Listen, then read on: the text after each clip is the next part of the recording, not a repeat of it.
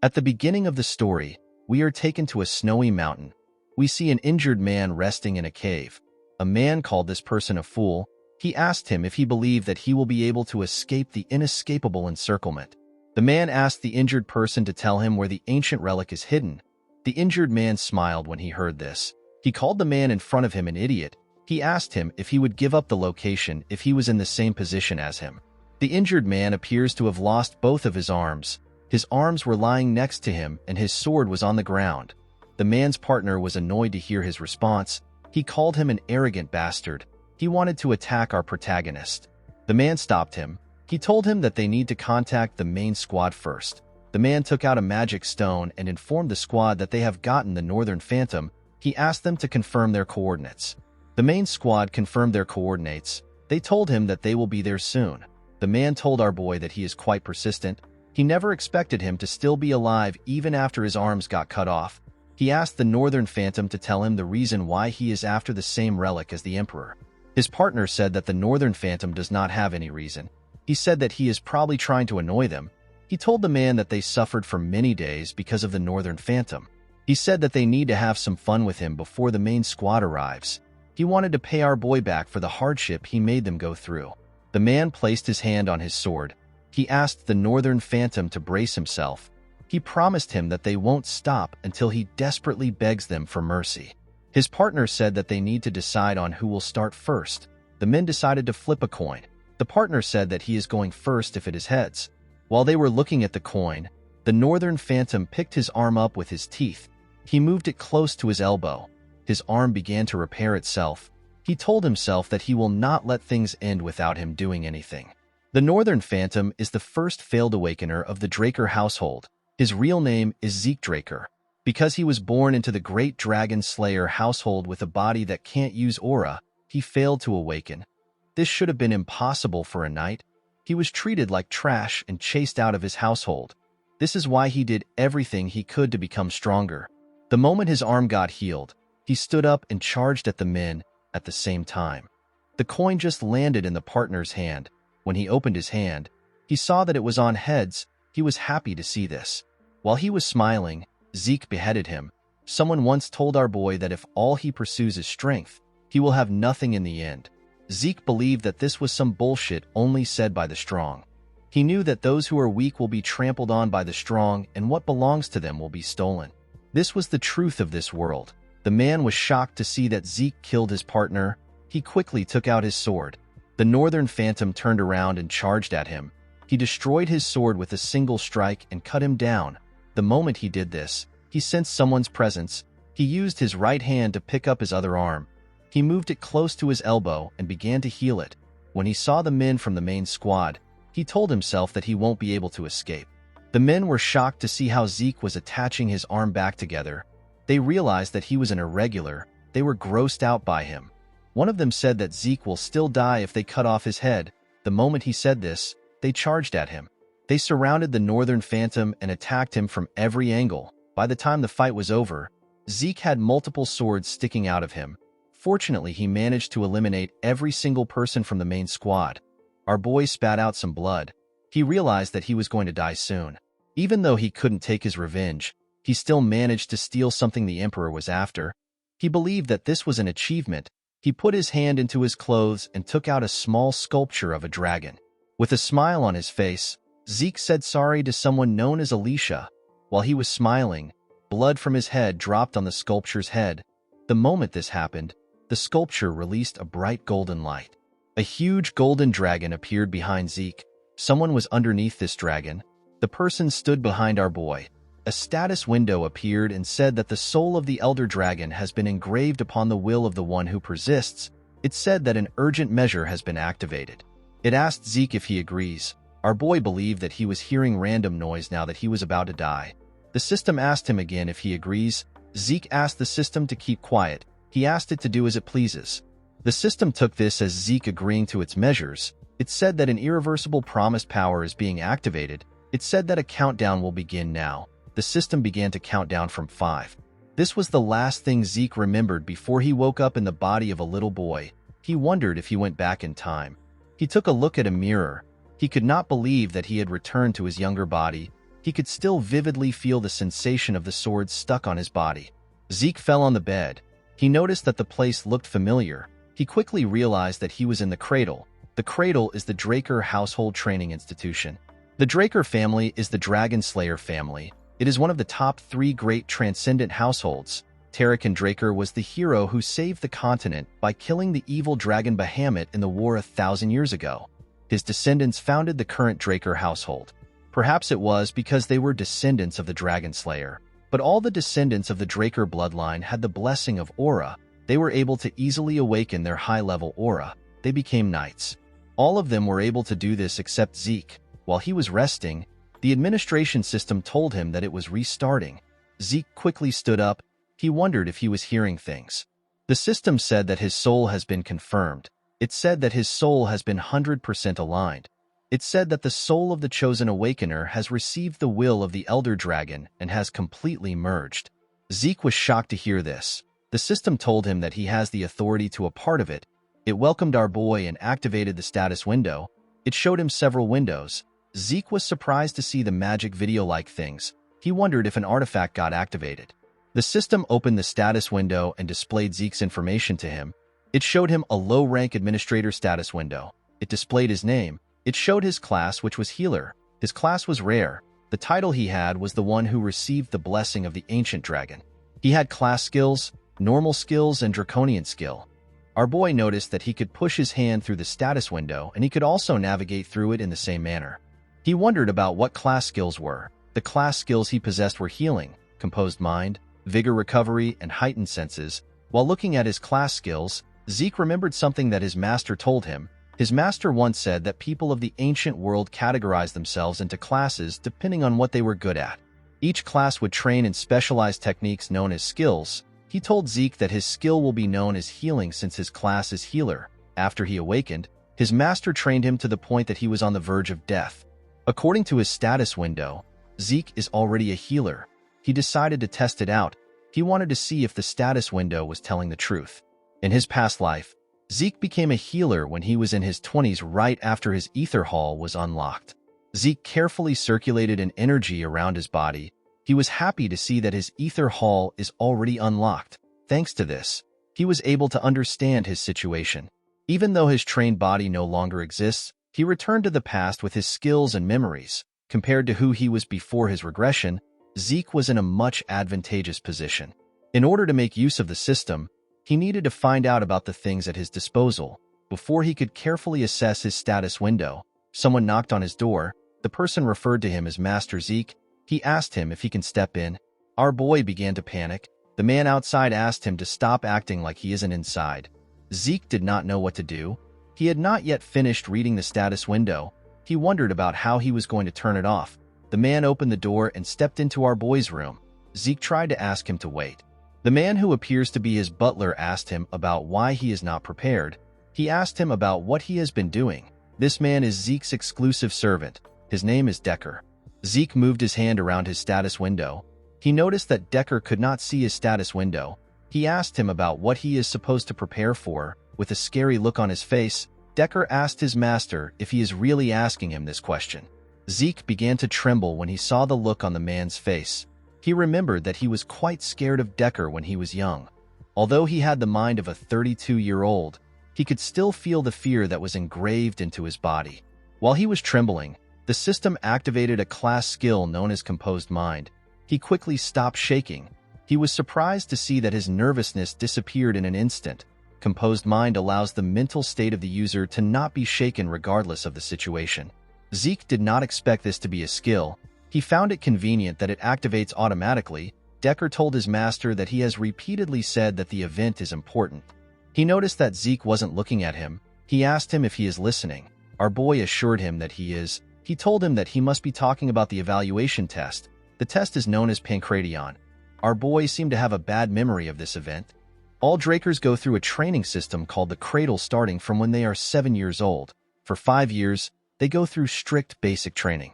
The instructors evaluate the incoming students each year through competitions of swordsmanship as well as combat of Pancration without rules. The opponents are chosen by the instructor, but there are occasions where the students choose who they want to fight. Both combatants must consent to the fight. Because there are no rules, There are people who come out of the fight with injuries. In some cases, some don't make it out alive. Because this competition is what chooses the class the students are placed into within the academy, the children have no choice but to fight with all they have. The scene shifts, and we see the students gathered at the training ground. Their instructor was speaking to them. He told them that this is the last part of their evaluation. The man is the head instructor. His name is Mark. Mark told them that they will start right away. He asked them to prepare themselves.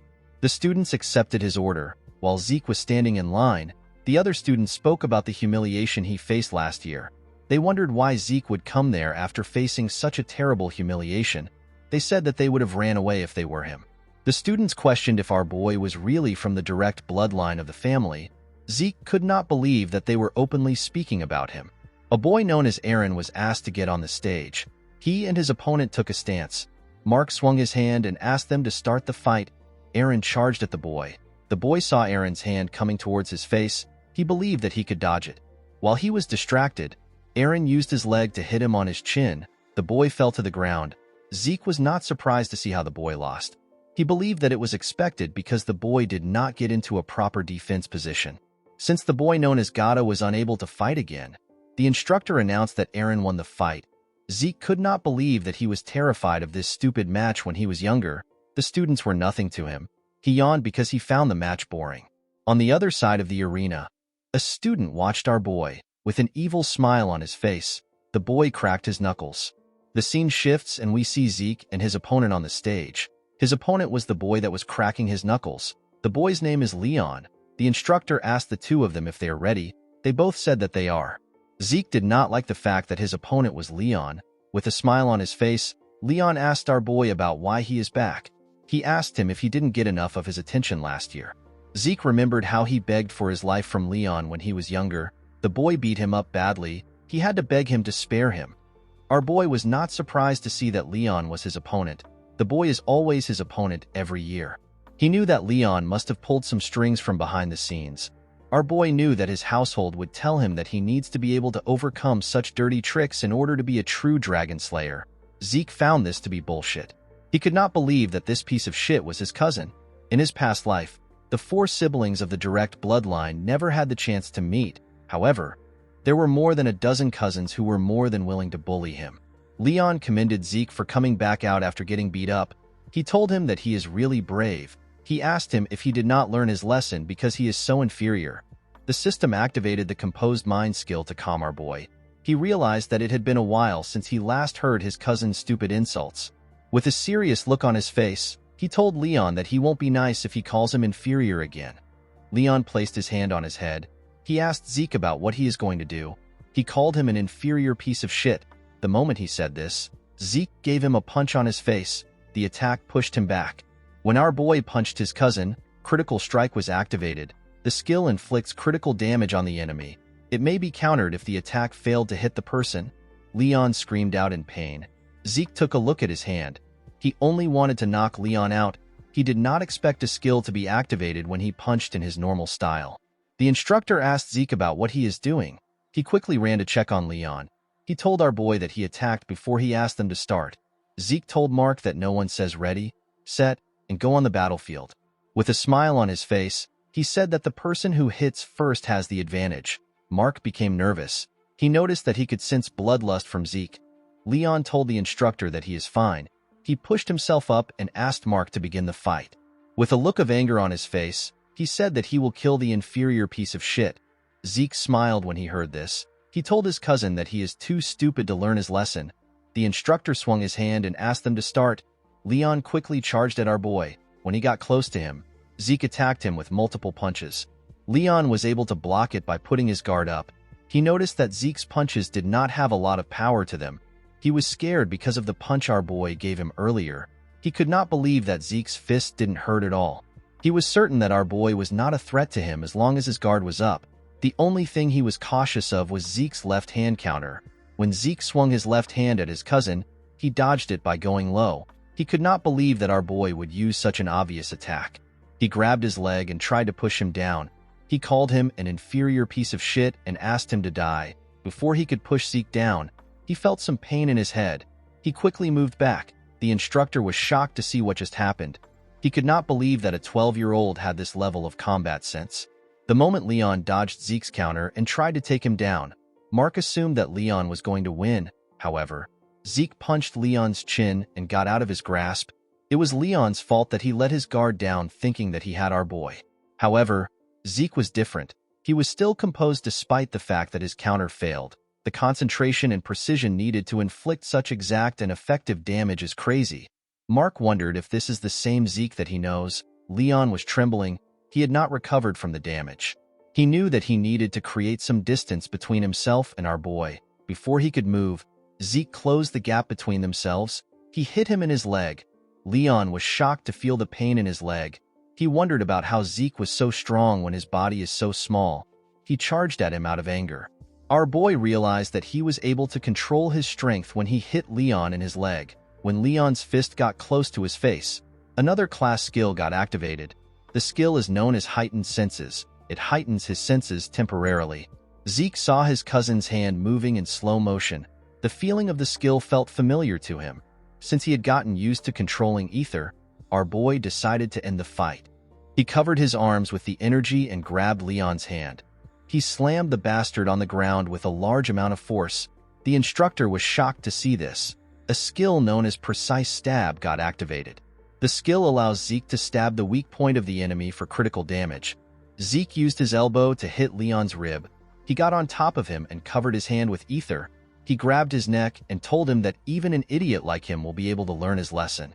The moment he said this, he began to punch Leon on his face. The boy begged him to stop, but Zeke did not listen. He continued beating him up. The instructor and the other students were shocked to see this. After beating him to his satisfaction, he stood up. Leon's body was covered in his own blood. Zeke told the bastard that this is what happens when he messes with him. After beating the shit out of his cousin, Zeke felt that his head was clear now that he had let out some sweat. He turned to the students and told them that he can now recognize them. He asked them to stop eyeballing him. He asked them to come to the stage if they have something to say. A boy with red hair stood up and called out to Zeke. He told him that he will choose him as his Pancration opponent. He said that he has something to say. This boy is Jakin Vardek. He is also Zeke's cousin. Our boy told him that he accepts his challenge. He told him that the fight will be too boring if it is only him. He asked someone known as Liam Stone to join Jakin. Liam is Jakin's servant.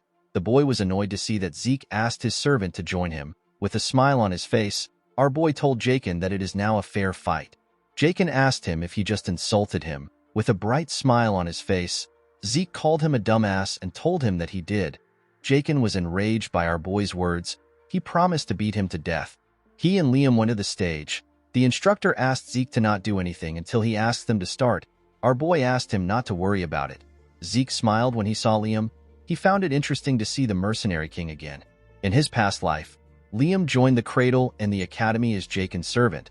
But because he was a distant relative, he was left behind in education. He begged to join the higher education of the academy known as Valhalla. He eventually ended up joining the Knight Order of a small nation called Baranon. Once Baranon fell, Liam became a mercenary. In those chaotic times, people flocked to the strong. With his long tenure as a mercenary, he became a Red Knight and started his own stone mercenaries. He united the three largest mercenary groups and was soon called the Mercenary King. As the Empire hired the stone mercenaries, Liam entered the Continental Wars. Our boy and the Northerners faced Liam as a foe. Zeke smiled when he thought of this. He realized that their relationship can be different in this life. The moment he thought of this, Mark asked them to begin. Jakin quickly charged at our boy. He attacked him when he got close to him. To the idiot's surprise, Zeke caught his fist. With a scary look on his face, he reminded the boy that he asked him to fight with Liam. Jakin took his hand back. He told Zeke that he will not play along with his cheap tricks. He quickly used his leg to attack our boy. He felt a large amount of pain in his leg. He quickly moved back. Zeke covered his elbow with ether and used it to block the attack. He advised his cousin to look properly before attacking. The pain in his leg was quite much. He wanted to take a look at it. The moment he looked at his leg, Zeke charged at him. He asked him if he is looking away. Jakin quickly put his arms up to block the attack. Immediately he did this. Zeke told him that he is too scared. He hit his injured leg when he said this. He told Jakin that he couldn't even predict this feint. He told him that this is the reason he asked them to fight together. He moved to his side and gave him a heavy punch on his ribs. Jakin spat out some blood. With a smile on his face, Zeke told the idiot that he is not enough alone. Jakin called out to Liam. He asked him to kill our boy. Liam took out a cloth and wrapped it around his arm. Zeke could not believe that this huge boy was also 12 years old like them. The most annoying thing about fighting Liam is his insane reach. Zeke knew that he won't be able to do anything if he lets Liam attack first. He realized that he needed to take the lead. He quickly charged at him. He launched several punches at him, but the boy managed to block them with his arm.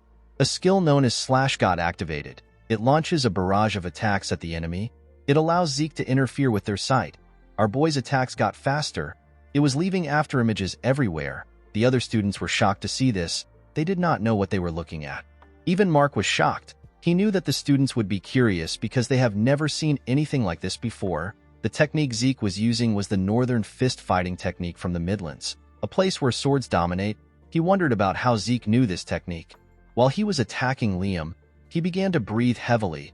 He realized that his body was really bad when he was younger. He could not believe that he was already tired from using this simple technique. Aside from this, Liam's monstrous physique was also a problem for him.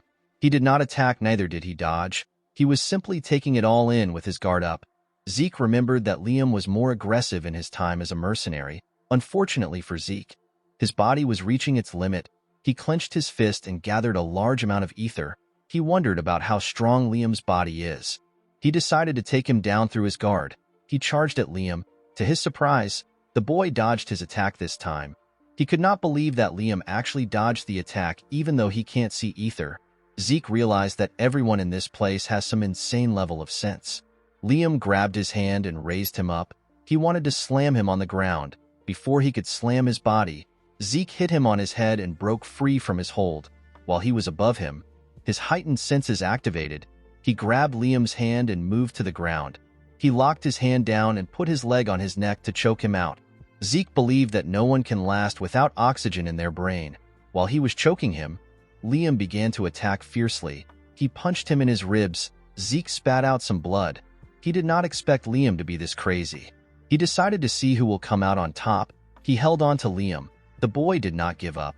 He continued to punch our boy. Apart from a single student, the rest felt disturbed by the sight they were seeing. Even Mark was nervous. Eventually, Liam's body gave out and our boy won the fight. The girl who was happy to see them fighting said that she expected this much from Zeke. With a smile on her face, she said that it will be worth it to take our boy down. The scene shifts and we are taken to Zeke's room. Decker was in the room with him. He heard that his master was greatly injured. He asked him if he is all right. Zeke assured him that he is fine. Decker asked his master to forgive him for his rude behavior. He told him that he wants to check his pulse. Zeke knew that his servant wanted to check if he had awakened his aura. He asked Decker to wait a bit. He put his shirt on and stretched out his hand. Decker grabbed his master's hand and pushed a blue energy into his body.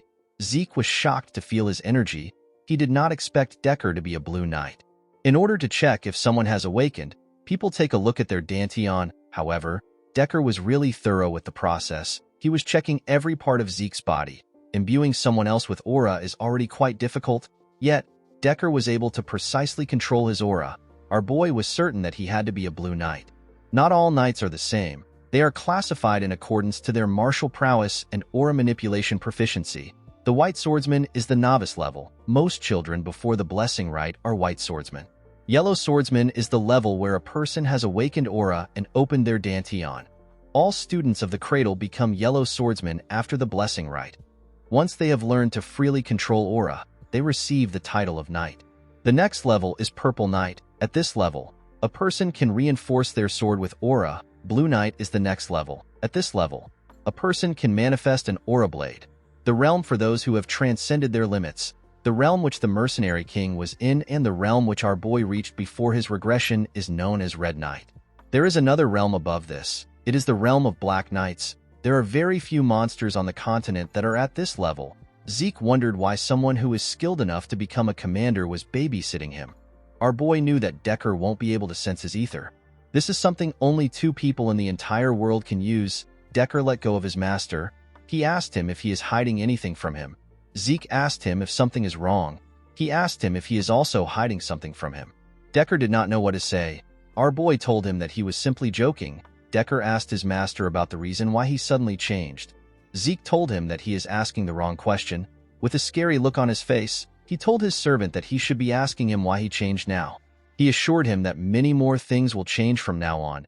He said that things are simply going to be in their rightful place. He told the man that he simply needs to follow him. Decker bowed his head and told his master that he understands. He revealed to him that he has already prepared the training room he asked for. Zeke told the man that he likes the fact that he is always fast. Decker told his master that he will see him later. Our boy stepped out of the room and asked the man to rest. Zeke realized that he needed to keep Decker close in case he was ordered to keep an eye on him. He wanted to get some information out of the man. The problem our boy had was that he did not know who ordered Decker to keep an eye on him. He was certain that it was not someone from his mother's family. He believed that it must be one of his siblings. When Zeke arrived at the training room, he took a look around. He was surprised to see how big a personal training room is. He said that his household really lives up to its name. He decided to check out the system before he starts training. The system presented his information to him. Zeke noticed that his slash skill is now at the proficient stage. He wondered if his skills go up the more he uses it. He remembered that the skill was naturally activated based on his actions. He wondered if he already had the skill before his regression. He wondered if another skill will be added if he learns something new. He was also curious about the difference between skill and class skill. He knew that the two of them were activated in the same way. He noticed that the draconian skill was locked. The system told him that he is unable to view the skill. It told him that he needs 10 points to unlock it. When he tapped on karma points, the system informed him that he can earn karma points by killing monsters. He currently had 0 karma point. Zeke remembered that there are a large amount of monsters in dungeons. Unfortunately, he has to be on the level of a purple knight before he can get into a dungeon. Zeke was more curious as to why he regressed to the past and what the system is. The skills and the class made him realize that his current situation is related to the ancient relic. However, he had very little information about the relic. Our boy decided to not think too much about it. He picked up a sword and said that he is willing to use anything to become stronger, whether it is the system or a Draker. There are 2 known powers in this world, the aura of the knights and the mana of the mages. Knights reinforce their aura in their dantian, while mages handle their mana through circles. The 2 powers are on opposite ends of the spectrum. If you awaken one, you cannot awaken the other. Unfortunately for Zeke, he was not able to awaken neither his dantian nor his circle. He was abandoned by his household. He met his master during his vagabond days. His master taught him a lot of things, but the most useful thing he taught him was healing in the Ether Hall. Through the Ether Hall, which his master developed, Zeke was able to handle the energy of nature, which is known as ether. Zeke and his master are the only ether users in the world. After training for 2 hours, our boy's hands were covered with blood. He felt like he was going to collapse. He decided to end his training for the day. The moment he thought of this, his class skills, which are known as healing and vigor recovery, activated. Zeke's body was healed. His hands stopped bleeding. Healing is a rare skill that our boy did not even know existed until he met his master. If he were to use this skill in front of people, they would treat him as an irregular. This is why he was unable to use it during his fight against Liam. He had to quickly return to his room in order to heal himself. Since he had recovered, Zeke decided to keep training. In the evening, we see our boy covered in sweat. He realized that it was already dinner time. He took a look at the training room. He had destroyed the ground with his sword slashes. He wondered about what he was going to tell Decker. A week later, we are taken to the Cradle's cafeteria. We see the students talking about how Zeke has become a completely different person. Some of them could not believe that the loser had changed. They wondered if he dabbled in black magic. One of them said that he hopes Zeke humbles the other strong students. In another part of the cafeteria, we see a large amount of food on a table. This part was quite fancy. We see the crazy girl from before eating steak. The girl is known as Raina Torrent.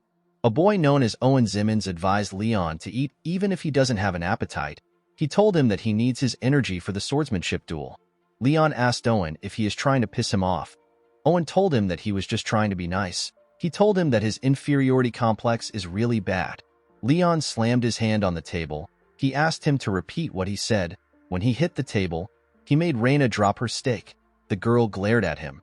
The boy became nervous when he saw the look on her face. Jakin asked the group about what they're going to do. Although he didn't mention Zeke's name, they all knew that he was talking about our boy. Owen said that the Pancration was impressive even though it was savage. He told them that Zeke will be terrible at swordsmanship. With a smile on his face, he asked his friends about what Zeke will do when he can barely hold up a sword. Leon agreed with Owen. He remembered that Zeke was so weak that he had to get a customized sword because the basic ones were too heavy for him. He said that it doesn't make sense that he lost to an inferior piece of shit. Jakin and his other friends were already tired of the idiot's inferiority complex. Leon told his friends that Zeke won against him in Pancration by luck. With a serious look on her face, Reyna asked him if he believed such nonsense. Leon became quiet. Reyna stood up and told the boys that they do not have the right to be knights in the Draker household if they believe in trash like that. She walked away after saying this. A sword duel is different from a Pancration. Real swords are used in the duel. It is the cause of most of the incidents within the cradle. It is also where the difference between the students' skills is most glaringly shown. A month after the final exam, the blessing rite will begin. The blessing rite is the event where the Drakers awaken their aura. The head instructor called out to Zeke and asked him to step up. Our boy went on the stage with a huge sword. The other students were shocked to see the ridiculously large sword. They wondered if Zeke believed that he would be stronger with a bigger sword. Someone called out to Zeke. When he opened his eyes, he saw Reyna walking to the stage. With a serious look on her face, Reyna told him that she chooses him as her opponent. Zeke pointed his sword at her and told her that he accepts her challenge. Reyna noticed that our boy was easily moving a claymore. Now that she was standing in front of him, the girl could tell that this is not the Zeke who couldn't hold a sword properly that she knew.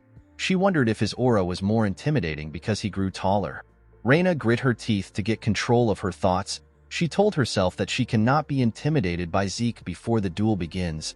She decided to act confident. She took a stance and pointed her sword at Zeke. Our boy knew that he simply had to fight in the same way he always has. However, it was quite nerve-wracking for him to be fighting the Lightning Knight. Reyna Turin is also known as the Lightning Knight.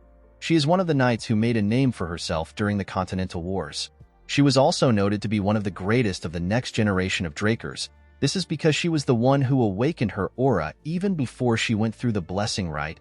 Zeke realized that Reyna must have already awakened her aura at this point. However, she didn't use her aura in the cradle. She said that she wanted to improve her fundamentals. Mark swung his hand and asked the two of them to start. Reyna quickly charged at our boy. Zeke managed to block her first attack. Reyna got pushed to the side.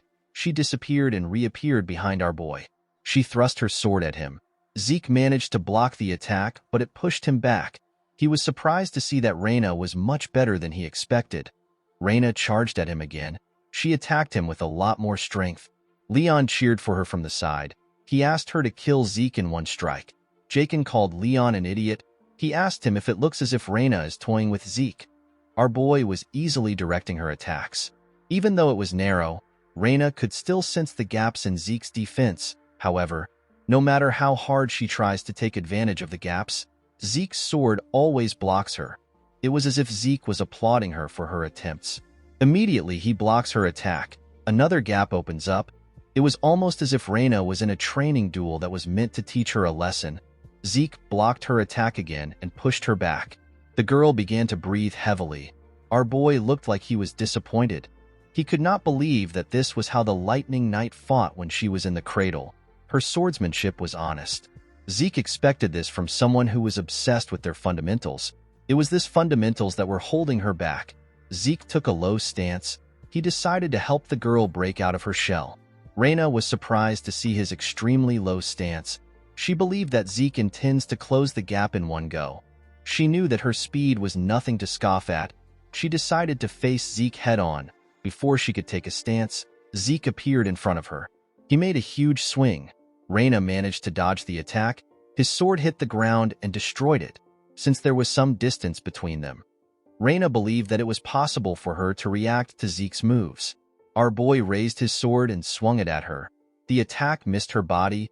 Reyna's eyes followed the movement of his sword. The moment she looked at the sword, some rocks got thrown into her eyes. Zeke was able to raise the rocks when he lifted his sword from the ground. Reyna quickly used her hand to clean her eyes. When she opened her eyes, she saw Zeke in front of her. Our boy swung his sword at her neck. The girl quickly realized that she was done for. Somehow, she managed to knock Zeke's sword out of his hand. The cadets were happy to see that Reyna won. They said that the girl won even though she did not use aura. The head instructor knew that the cadets were wrong.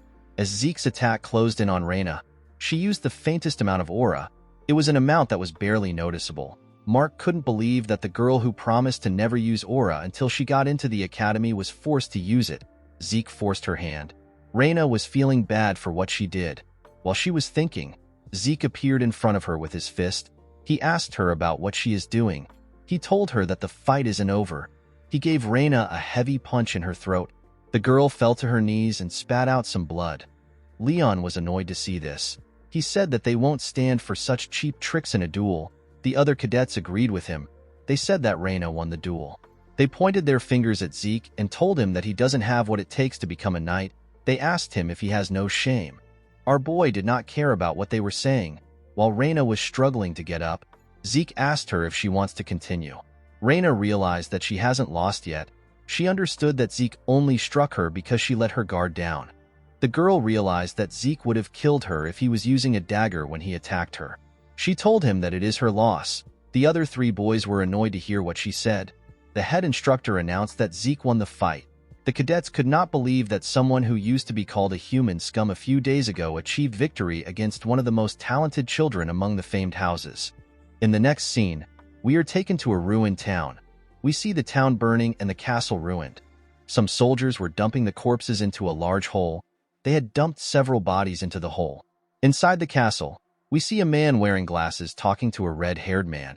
He asked the red-haired man, whose name is Abel, about how he can drink tea in this situation. The man told Abel that the bastard known as Zeke defeated Reina. Abel placed his tea on the table and told the man that he is always serious. He stood up and asked the man about the amount of time they have before the blessing rite.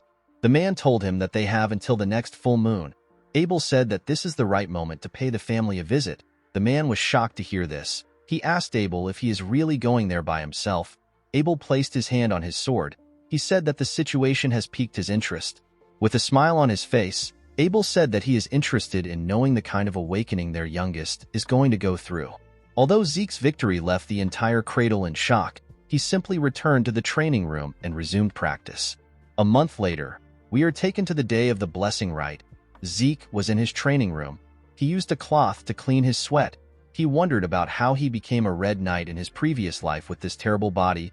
He opened his status window to see the state of his skills. Zeke noticed that once his mastery surpasses the expert level, the skill ranks up and resets.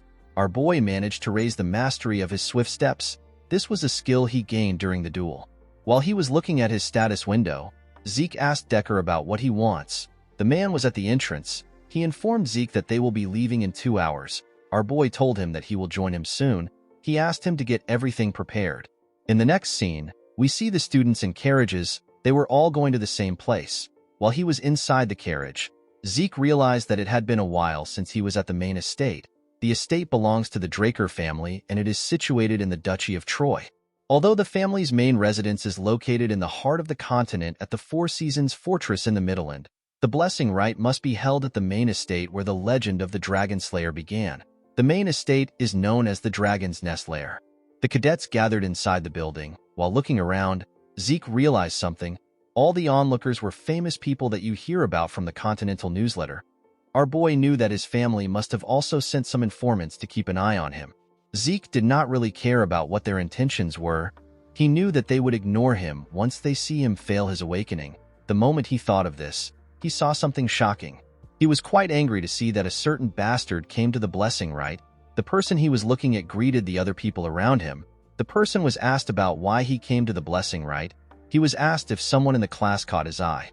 The man said that he is there for other reasons. With a smile on his face, he said that his adorable youngest brother is in this class. This man is the second son of the Draker family. His name is Abel Draker. He is also known as the Lion Blade. Zeke glared at his elder brother. He referred to him as the Butchering Knight. He quickly turned his head away. He knew that there was nothing he could currently do to Abel. Zeke knew that Abel would have never come to see him during the blessing rite in his past life. He wondered if his actions changed the future. Our boy clenched his fist. He realized that this might be his chance to achieve something. The head instructor announced that they will now begin the blessing rite. He asked the cadet known as Aaron to step out. The boy moved close to a huge bowl containing some glowing water. Behind the bowl was a large knight statue. Aaron placed his hand into the water. He reached out to a pin in the water. He allowed the pin to prick him. The moment his blood got mixed with the water, the water released some energy that flowed into Aaron's hand. The energy moved into the boy's body and began to circulate inside him. Through the blessing rite, every member of the Draker bloodline awakens their sealed aura when it is time for them to graduate from the cradle at 12 years old. Compared to ordinary knights who awaken at the age of 20, this method was incredibly fast. After Aaron left, another cadet was called to awaken his aura. Among the cadets, there are a few rare cases where someone awakens something else along with their aura. They awaken a trait of the Dragon Slayer known as mana inhibition. They will become at least as strong as Yellow Knights. There are even some who rival Red and Black Knights. These cadets undergo a pure blood awakening. Everyone in the building wondered why the mana lamps went out. They noticed that the statue's sword was releasing a red bright light. It turns out that Reina had undergone a pure blood awakening.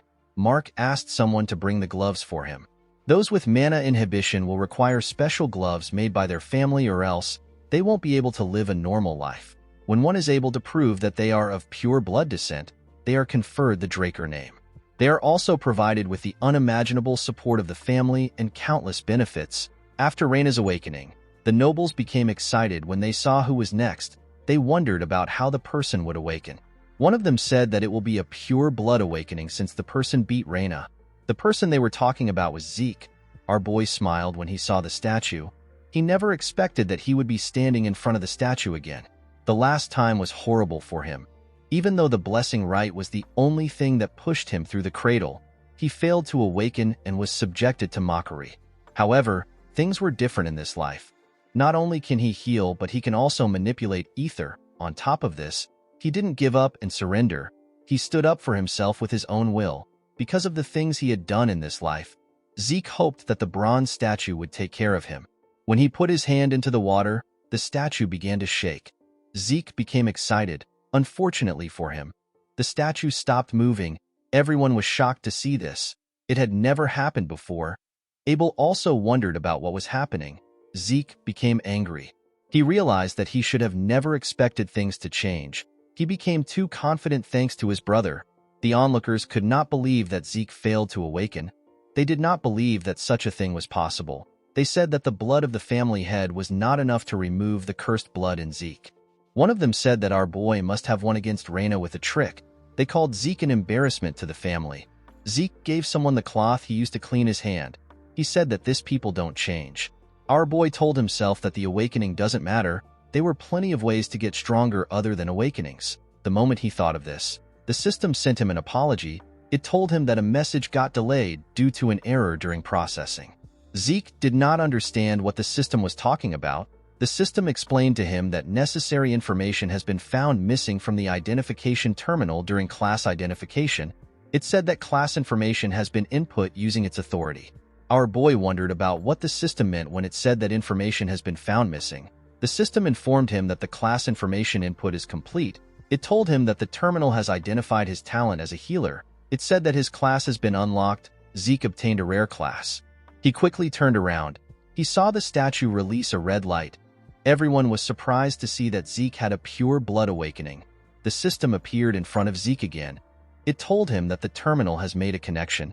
It said that the ancient dragon's blessing within his soul has been activated. The sword of the statue released a bright golden light that shined upon Zeke.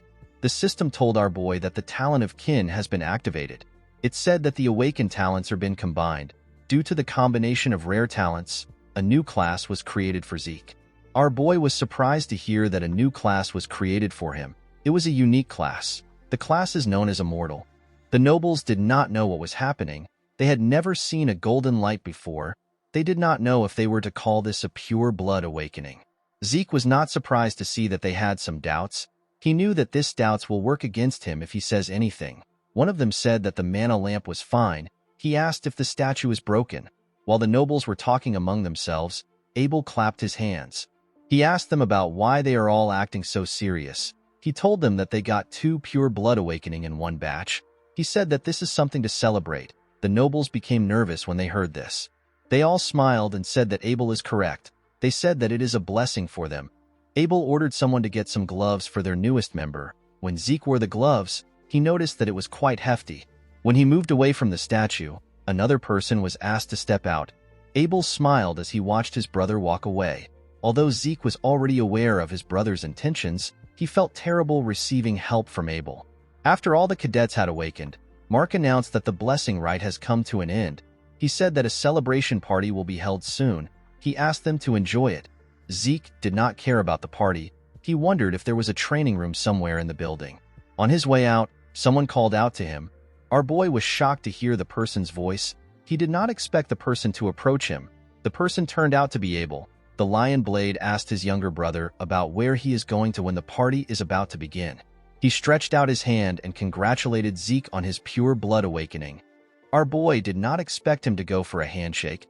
He knew that his hostility for Abel will show if he refuses. He decided to play along. When he raised his hand, he remembered something that happened in his past life. Zeke stopped moving his hand. Abel was surprised to see this. Our boy put his hand down. With an odd smile on his face, Abel told his little brother that this is awkward, even if it was for saving face. Zeke was not willing to shake his scum brother. Abel told him that it is fine. He said that he will settle for seeing his face. He tapped Zeke on his shoulder and told him that he will see him again, with a look of anger on his face. Zeke said that he will see him too. At the party, the nobles rejoiced at the fact that they experienced two pure blood awakening. One of them said that Zeke's golden light was quite shocking. This is because this is the first time it was happening. They wondered about where Zeke was. The scene shifts and we are taken to our boy's room. He took off his gloves and jacket. He was relieved to be inside the room. He felt suffocated in the hall. Zeke took a look around. He wondered about why he was fine. All pure bloods have the ability of mana inhibition. It is the ability that proves that a person is in opposition of the dragon, which is the source of mana. However, because most machines use mana as their fuel, a pure blood requires the use of the house's gloves. Zeke knew that he should have been experiencing some problems the moment he took off the gloves. This means that he was not a pure blood. He opened his status window. It was much different from before. He got the ability of mana reflection and not mana inhibition. He sat down to check his skills. Mana reflection allows him to create a distortion field to nullify nearby mana. Because the mana lamps were fine, Zeke believed that the skill was not a passive one. Our boy also noticed that he was a rare healer before the rite. Now he is a unique immortal. All the graduates had regular awakenings with blue aura. Only Reina had a red pure blood awakening. Zeke's awakening was red at first, then it later turned gold. Our boy wondered about what it meant. He remembered that the system said that the classification terminal lost critical information. He wondered if the bronze statue was the classification terminal. As soon as the system put in the information, the halted bronze statue began to emit a red light. When he remembered this, Zeke understood what happened. He realized that the bronze statue does not determine whether or not a person is awakened. It determines the user's class. Red is for rare class and gold is for unique. Zeke remembered that the bronze statue is an ancient relic used even before the time of the founder of the family. The concept of class does not exist anymore, so the statue was only used to check if one has awakened or not. The family has mislabeled the red light shown as a sign of pure blood awakening instead of rare class. Zeke could not believe that no family had ever realized this. He noticed that he had also acquired some karma points. He got 100 karma points. He decided to use 10 points to view his draconian skills. The system told him that he can now browse through his list of skills. His draconian skills were all at level 1. He got a skill called Dragon Eyes. The skill allows him to view detailed information of an individual after careful observation. He needed 20 points to unlock this skill. He received a skill called Might of the Dragon. The skill allows him to make his enemies surrender with his aura. He needs 30 points to unlock this skill. The third skill he received was Devour. It allows him to eat and digest a lot. It will cost Zeke 50 points to unlock this skill. Zeke understood the abilities of Dragon Eyes and Might of the Dragon, but he did not understand why he would need a skill like Devour. He decided to get something that is obviously good. He did not want to take a chance. He unlocked the Dragon Eyes and the Might of the Dragon. He believed that the Might of the Dragon was too dangerous to use here. He decided to activate the Dragon Eyes. His eyes turned gold. They looked like that of a dragon. He looked around to see what would happen. He expected to get more details from his surroundings, but nothing happened. He stood up and opened the door that led to the balcony. When he stood on the balcony, he saw something amazing. The statue in the center of the garden looked like it was right in front of him. He realized that this skill will be very useful to him. When he closed the door of the balcony, the system asked him if he wants a detailed information of the object. Zeke was surprised to hear this. Multiple windows appeared in front of him. The system told him about where the items around him were made. His carpet was made from the Room Empire and his drawer was made from the Merc Empire. While he was looking around, Zeke became tired. He quickly sat down. While breathing heavily, he wondered if all draconian skills are like this. He couldn't use them for a long time. While he was breathing heavily, the system activated his healing factor and vigor recovery. Zeke was surprised to see this. He never intended on using the skills. When he opened his status window, he noticed that all his class skills have changed into passive skills and their levels have increased by 1. His healing factor allows his body to automatically repair itself. Zeke smiled when he saw this description. The skill was too broken. Healing may seem like an overpowered skill, but it is not something Zeke can constantly use and its effects are limited. However, healing factor is infinite. Our boy decided to test out the skill. He grabbed a table knife. He used it to cut himself. The moment he did this, his healing factor got activated. When he cleaned the blood on his arm, he saw that his hand looked normal. Zeke remembered that it takes 5 years to finish the academy. With a smile on his face, he said that he will finish within 2 years. Draker Academy is the greatest knight academy on the continent. It is a place that any aspiring knight would give an arm and a leg to enroll in. The academy is located in the Duchy of Troy. It teems with life each time a new semester rolls around. At the academy, we see several students looking at Zeke. Our boy remembered that higher-ranked students in this place are no different from adults. All of them have been trained to perfection. Zeke noticed that the students from the great families have already established their authority. He believed that his family was rotten to the core. Among the countless branch families supporting the transcendent Draker family, there are 3 families that have the largest amount of influence. These families are the great families. The Turin of Strength, which is Reyna's family, is the first one. Zimmons of Wisdom is the second family, and the Vardek of Gold is the third family. Zeke decided to ignore the great families. He believed that he had nothing to do with them. He went to his dormitory. Our boy was given a high-class dormitory in the Platinum Mansion. Zeke was given a dormitory in this place because he is a pure blood. The Platinum Mansion is a dormitory furnished with a training hall, a library, and various kinds of facilities. It is only open to the highest-ranked students. Even those from the cradle can't easily get inside. Pure-blood awakeners like Zeke and Reyna are given the special privilege of a floor master. They are given an entire floor at the top of the building. These floors are known as the Platinum Floors. When Zeke went into the building, a maid welcomed him. She told him that she has been expecting him. The maid told him that she will escort him to his assigned floor. When our boy arrived at his floor, a large amount of servants greeted him. Zeke felt like this was too much. He believed that no student deserved this kind of treatment, even if they are purebloods. An older servant informed him that Decker is waiting for him in his room. When Zeke stepped into his room, Decker bowed his head and greeted him. Our boy asked the man to tell him what happened. Decker told his master that he has something to deliver to him. He presented Zeke with a box. When our boy opened the box, he found some gloves inside. They were new gloves given to him for his mana inhibition. Zeke said that the new gloves are quite different from the temporary gloves. Decker was happy to hear that his master liked the gloves. Zeke picked up his sword. He told his servant that he wants to get a new sword. He asked the man about what he thinks. Decker said that it is an excellent decision. He explained to his master that the Duchy of Troy is close to the Giant's Mountain. It is abundant with good quality iron and excellent craftsmen. People even say that the first weapon of an academy alumni is always a Trojan. Decker assured his master that he will find a decent craftsman. Zeke asked him not to worry about it. He said that he already has someone in mind. He wrote the person's name in a paper. With a smile on his face, he told Decker that he will meet the person himself. He asked the man to set up an appointment for him. He stretched out his hand and gave the man the paper. Decker quickly opened the paper. He saw the name of Galleon Halberd. He said that he has never heard of this name before. He assured Zeke that he will contact the person immediately. He reminded our boy that classes are starting tomorrow. He asked him to review the relevant documents beforehand. Zeke told him that he will do it. While he was reading the documents, Zeke realized that he has a lot of freedom to develop his draconian skills because the Platinum Floor is completely isolated. The moment he thought of this, someone knocked on his door. He asked the person to step in. A maid informed Zeke that Reyna has sent him a dinner invitation. Our boy found this odd. He asked the maid to take him there. When Zeke arrived at the top of the building, he saw something weird. He saw members of Reyna's gang standing behind her. The girl was sitting. Our boy wondered about why they were acting like the Southern Cartel. Reina welcomed him to her floor. She apologized to Zeke for the crowd. She said that her family's people are rather peculiar. Our boy sat down. He asked her not to worry about it.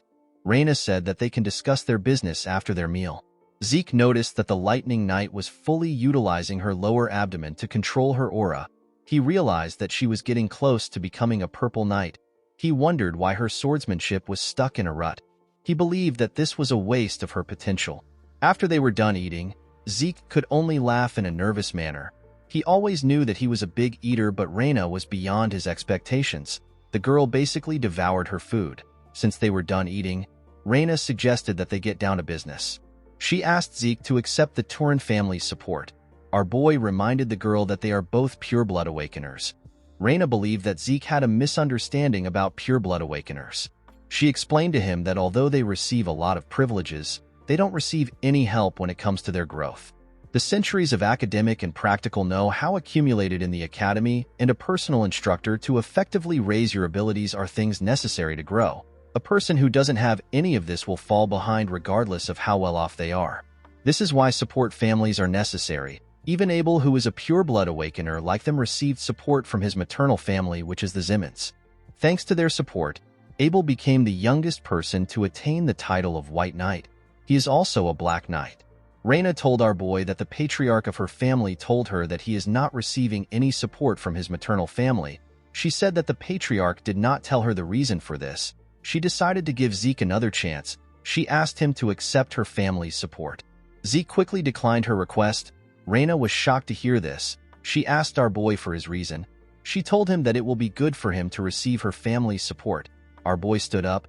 He told her that he does not need any other things than the benefits he is receiving as a pure-blood awakener. He walked towards the exit. He placed his hand on a tree. He told Reina that he will give her a piece of advice to thank her for the meal. He told her that her sword has too much strength behind it. Reina did not understand what Zeke was saying. He told her that she is too conscious of the men who were behind her earlier. Zeke used his hand to shake the tree. It let out a lot of leaves. He explained to Reina that her greatest strength is the fluidity that arises from having a flexible body. He advised her to not receive attacks head-on and to not crush her opponents with her strength. He told her that fluidity will allow her to cast her opponent's attack aside and land a single delicate strike. Zeke gently controlled the leaves with his movements. He told her that she will be able to grow several times stronger if she follows his advice. Reina was surprised to hear this. After saying this, Zeke walked towards the exit. He thanked her for the meal. Reina slammed her hand on the table. She was annoyed to hear the advice Zeke gave her. The Turin family is the herald of strength. Reina believed that she was simply following her family's tradition. She told herself that she was not being conscious of others. The moment she said this, she realized that Zeke was right. Because she has always been obsessed with becoming a person fitting of the Turin name, she unintentionally projected her logic into her sword. She could not believe that Zeke saw right through her. Reina picked up a leaf that landed on her table. She remembered that everyone praised her as a genius when she was younger. Nobody advised her. Reina wondered about who our boy truly was. In the next scene, we see Zeke stretching his body. He realized that all his changed class skills have insane performances. He could not believe that he was fine even after training all night. Zeke was fine because of his class skill known as infinite stamina. Any fatigue will be offset quickly by an infinite amount of stamina. The skill is a passive skill. In his past life, Zeke saw the academy as hell itself, but now that he is a pure-blood awakener, this place is like heaven to him. Although money and power wasn't everything, they were still nice to have. While our boy was walking, someone called out to him. The person turned out to be Owen. The boy asked him if he is also part of the special class. Owen Zimmons is the third son of the Zimmons family. Plans and schemes are the specialty of this family. Owen used others to bully Zeke and cunningly maintained his own image. The boy told Zeke that he invited him for dinner last night, but he didn't reply. He asked our boy if he did not receive his invitation letter. Zeke wondered why Owen was trying to act friendly. With a smile on his face, our boy told him that he must be referring to the letter he saw on his desk. Owen asked him about why he did not reply. Zeke told the boy that he is funny. With a serious look on his face, he asked Owen to tell him why he needs to reply to every single letter. A huge boy stepped out. He told Zeke that he is being rude even though his master is showing him kindness. Zeke asked the boy for his identity. The huge idiot laughed. He could not believe that Zeke didn't know him. He said that those from the cradle aren't worth much. Our boy immediately understood that he was talking to an idiot. He turned around and told the boy that he understands he is trying to look good in front of his master. He asked him to remember who he is talking to. Before Zeke could leave, the idiot attacked him. Zeke managed to block the attack with his hand. The attack pushed him back. From the attack he received, Zeke realized that the high-ranking students are capable of basic aura manipulation. The huge idiot introduced himself as Durbin Roswell. He is also known as Durbin the Mighty Tree. He told Zeke that he will be teaching him some manners in place of his master. Our boy smiled when he heard the idiot's name. He could not believe that a cadet who isn't a knight has a pseudonym. He charged at Durbin. He called him a joke. Zeke gave the idiot a heavy punch on his stomach when he got close to him. He spat out some blood. The attack sent him flying. He got slammed to the ground and lost consciousness. Zeke asked the other students if they want to go next. He asked Owen to pick someone. Owen moved close to our boy. He told him that he likes to bask in his own glory. Zeke called the boy a joke. Draker Academy is largely split into two classes. There is the normal class where people are taught that they can overcome their lack of talent with efforts. Due to this, they follow a strict regimen from early morning to late night. The other class is the special class. Students of this class can choose their subjects freely outside of basic subjects.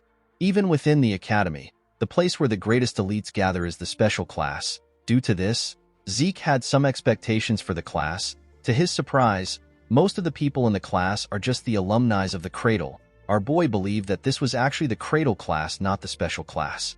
The instructor in the class asked the students to keep quiet. He told them that someone special has come to encourage the freshmen of the special class. He said that the person was the commander-in-chief during the Eastern Empire War 20 years ago, and he is also the hero that stopped the Empire's invasion with his resourcefulness. The students became excited when they heard this. An old man stepped into the class. The instructor asked the students to welcome Dean Howard Draker. With a smile on his face, the man greeted the students. This man is the dean of the academy. He is also a war hero. People worship him as a war hero and a tactical genius. But the truth was that the information he leaked to the enemy for his own survival just happened to throw the enemy into chaos. Howard was simply a traitor that got lucky. Zeke was aware of this fact. He remembered that Howard was the main perpetrator that got him kicked out of the academy. Our boy lost the only place where he could belong and ended up wandering around the Duchy of Troy.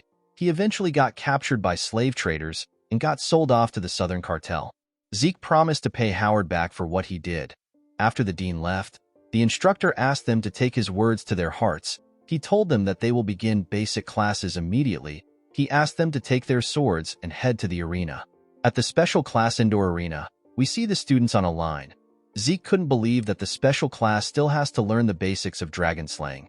Due to the fact that he couldn't use aura in his past life, he spent 2 years learning what would have taken the average person 3 months to learn. Zeke hoped that the class would be easy. A blond man welcomed the cadets. He introduced himself as Andre Draker. He told them that he will be teaching them the dragon slaying basics. The cadets were surprised to see that someone so young was their instructor. Andre is also known as the Rose Knight. Even though he was not a pure-blood awakener, he graduated early from the academy and he graduated from Valhalla as the valedictorian. He is a once-in-a-century genius that was awarded the Draker name. Zeke was surprised to see that even the special class instructors were on a different level. He remembered that Andre was famous for his inflexible personality. With a scary look on his face, Andre asked the students to keep quiet. He told them that he will start the class now.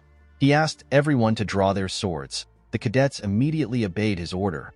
When Zeke was about to take his sword out, Andre saw him. He asked him about what his sword is. Our boy took out his huge sword and freely swung it around. He told Andre that this is the sword he is using. Andre asked our boy to come to the stage. He asked Zeke if he is not aware of the fact that he must pick a sword that suits his body. Zeke already knew that Andre would complain. He purposely made sure to stand out when drawing his sword. With a smile on his face, our boy told his instructor that he can beat him with his sword. Zeke believed that it will be faster for him to show Andre his skills. Andre was surprised to see that a cadet would challenge his authority. He glared at Zeke to instill fear in him.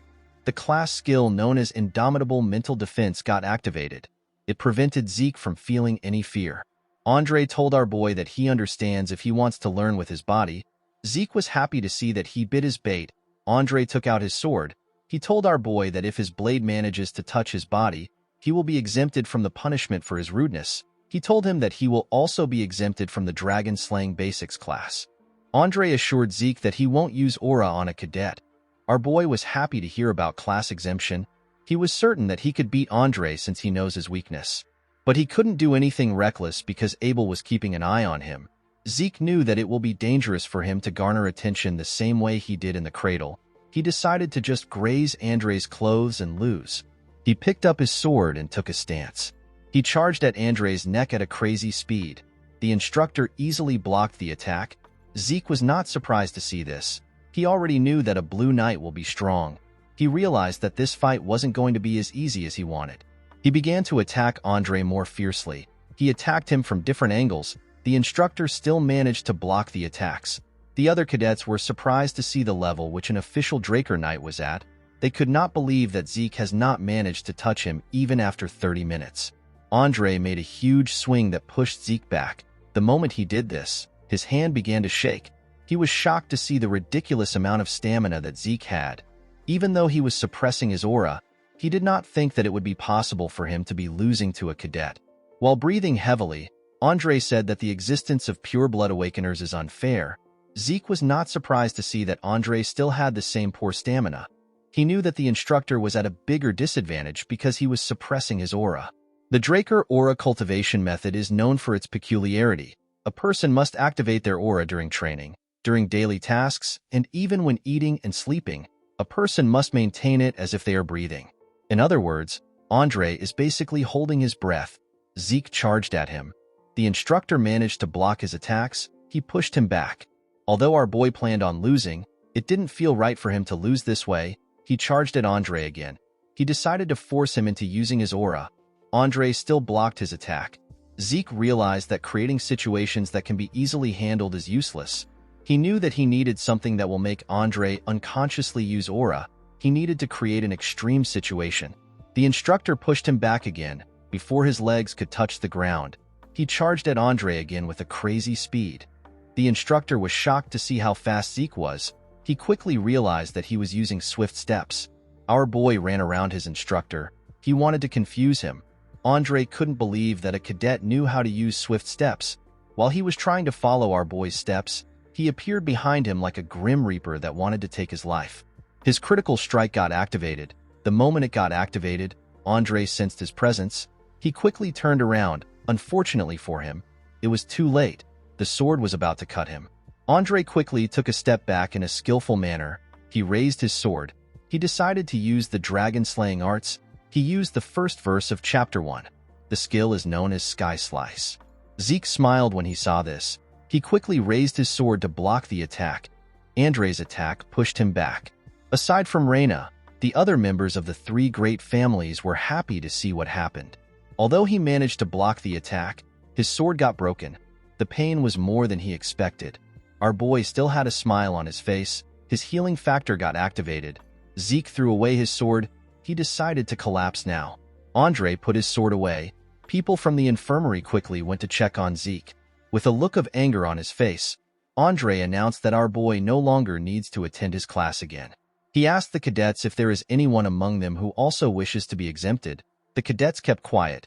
They knew that they were screwed if they raised their hands up. With a scary look on his face, Andre told them that he will assume that no one wants to leave. At the infirmary, we see Zeke resting on the bed. He commended himself on his performance. Although he didn't graze Andre's clothes, he got him to use aura and acknowledge his abilities. Our boy considered the situation a win-win because Andre got disciplined and he obtained free time. While resting, he remembered Andre's last attack. The technique is the most basic move of the dragon-slaying arts. However, because the technique was used by a blue knight, the force was ridiculously powerful. Although Andre was powerful, Zeke was still certain that he could beat a blue knight, especially since he had limitless stamina and healing. Even though he was already strong, Zeke did not believe that it was enough for him to live freely.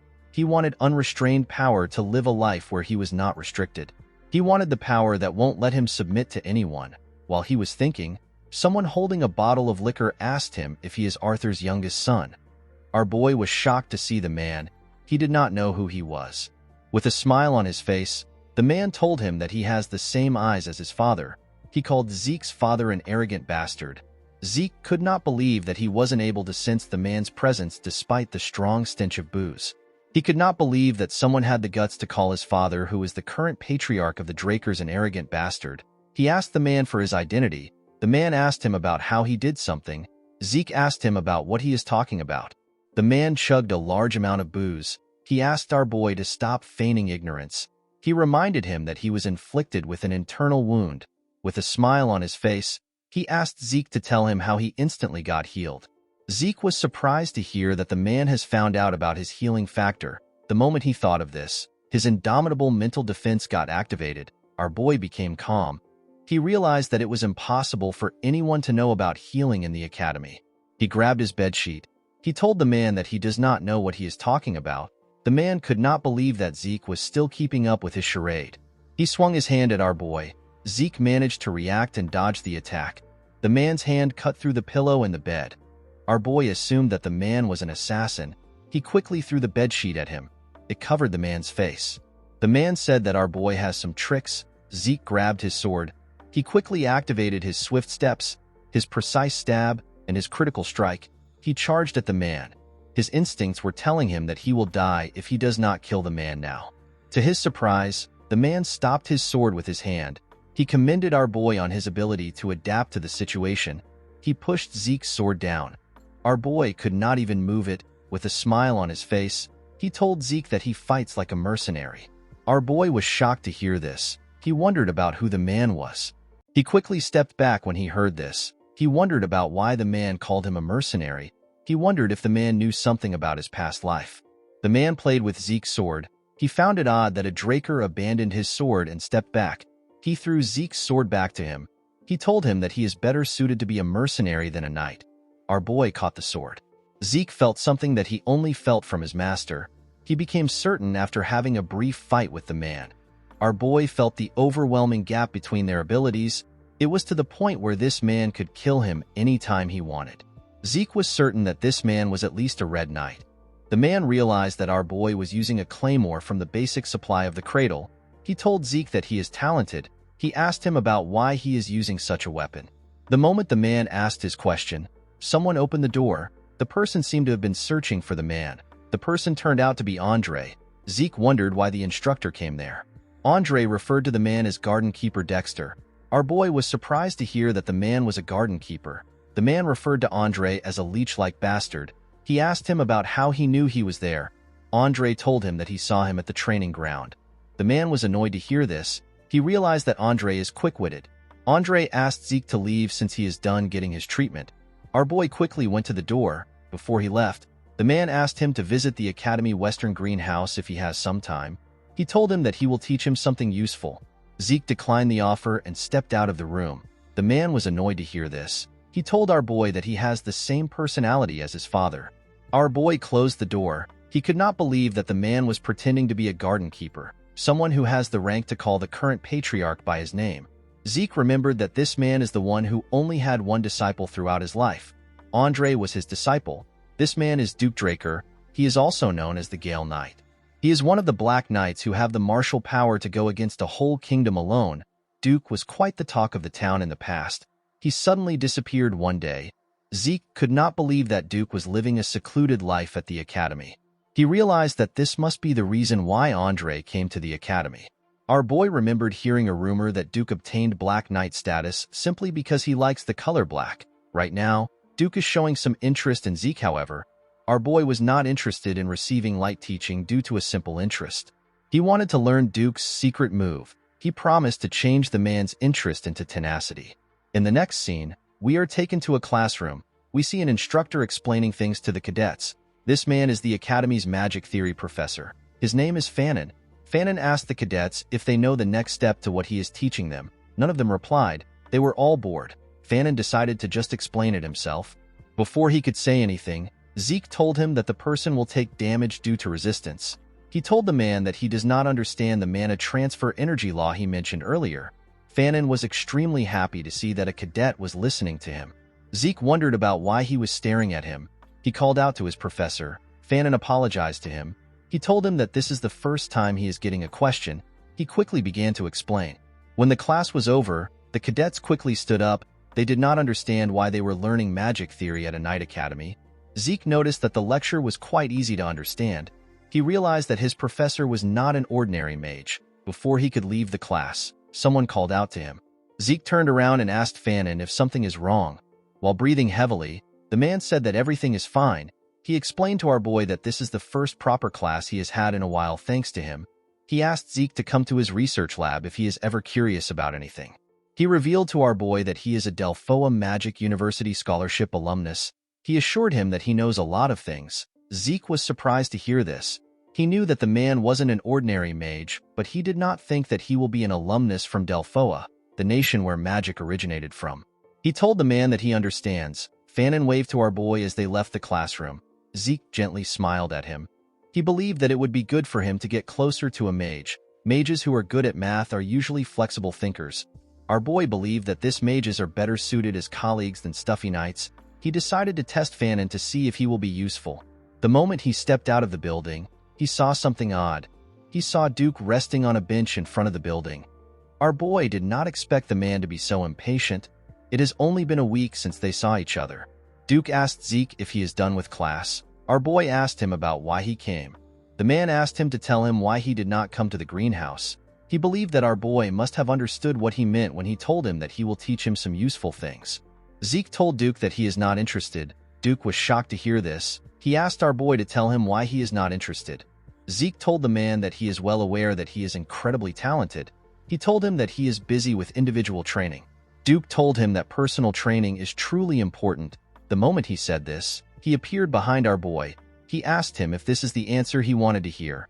Before Zeke could react, Duke used his hand to knock him out. In the next scene, we see Zeke wake up next to a tree. He could not believe that Duke knocked him out. He realized that 1 week was a lot of time to the man. When he looked around, he realized that he was at the western greenhouse. He saw Duke next to him. He was pouring some water on the plants in front of him.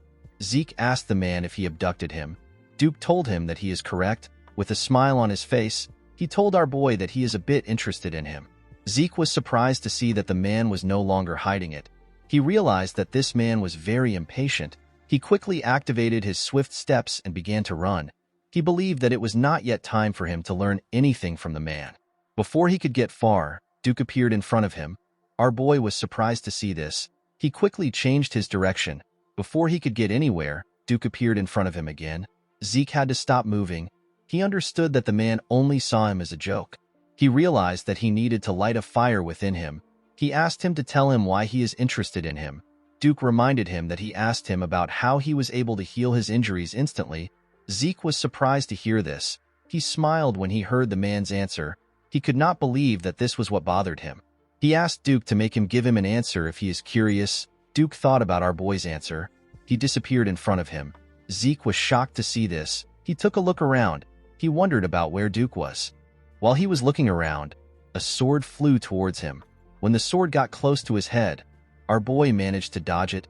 He caught the sword hilt. He asked Duke about what he is doing. The man reminded Zeke that he asked him to make him answer. He told our boy that this is too easy for him. He suggested a bet.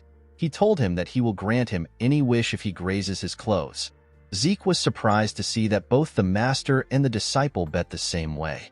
With a scary look on his face, Duke told our boy that he has to reveal everything that he is hiding if he gives up on the duel. After fighting Zeke for a while, Duke began to wonder if our boy is really a child. They had already fought for 3 hours, and yet Zeke did not seem tired. Duke noticed that Zeke's stamina and wounds are being healed endlessly. Our boy stood up from the ground. He tried to hold himself up. His healing factor and his infinite stamina got activated. He got a hold of himself. He realized that he won't be able to win the bet even if they fight all day. Our boy remembered the skill known as Might of the Dragon. He did not use the skill because it seemed dangerous. He believed that the skill would be perfect against a Black Knight. He took a stance and covered his body with ether. He was completely locked in.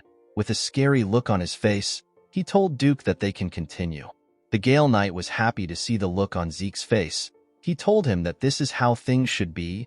Our boy gathered his ether in his legs. He activated his swift steps and charged at Duke at a ridiculous speed. He appeared in front of the Gale Knight with his sword close to his neck. Duke smiled when he saw this.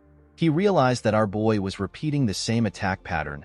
Duke believed that although Zeke was fast, he was not as talented as Andre and Reyna. The one thing he found unique about Zeke was his spite.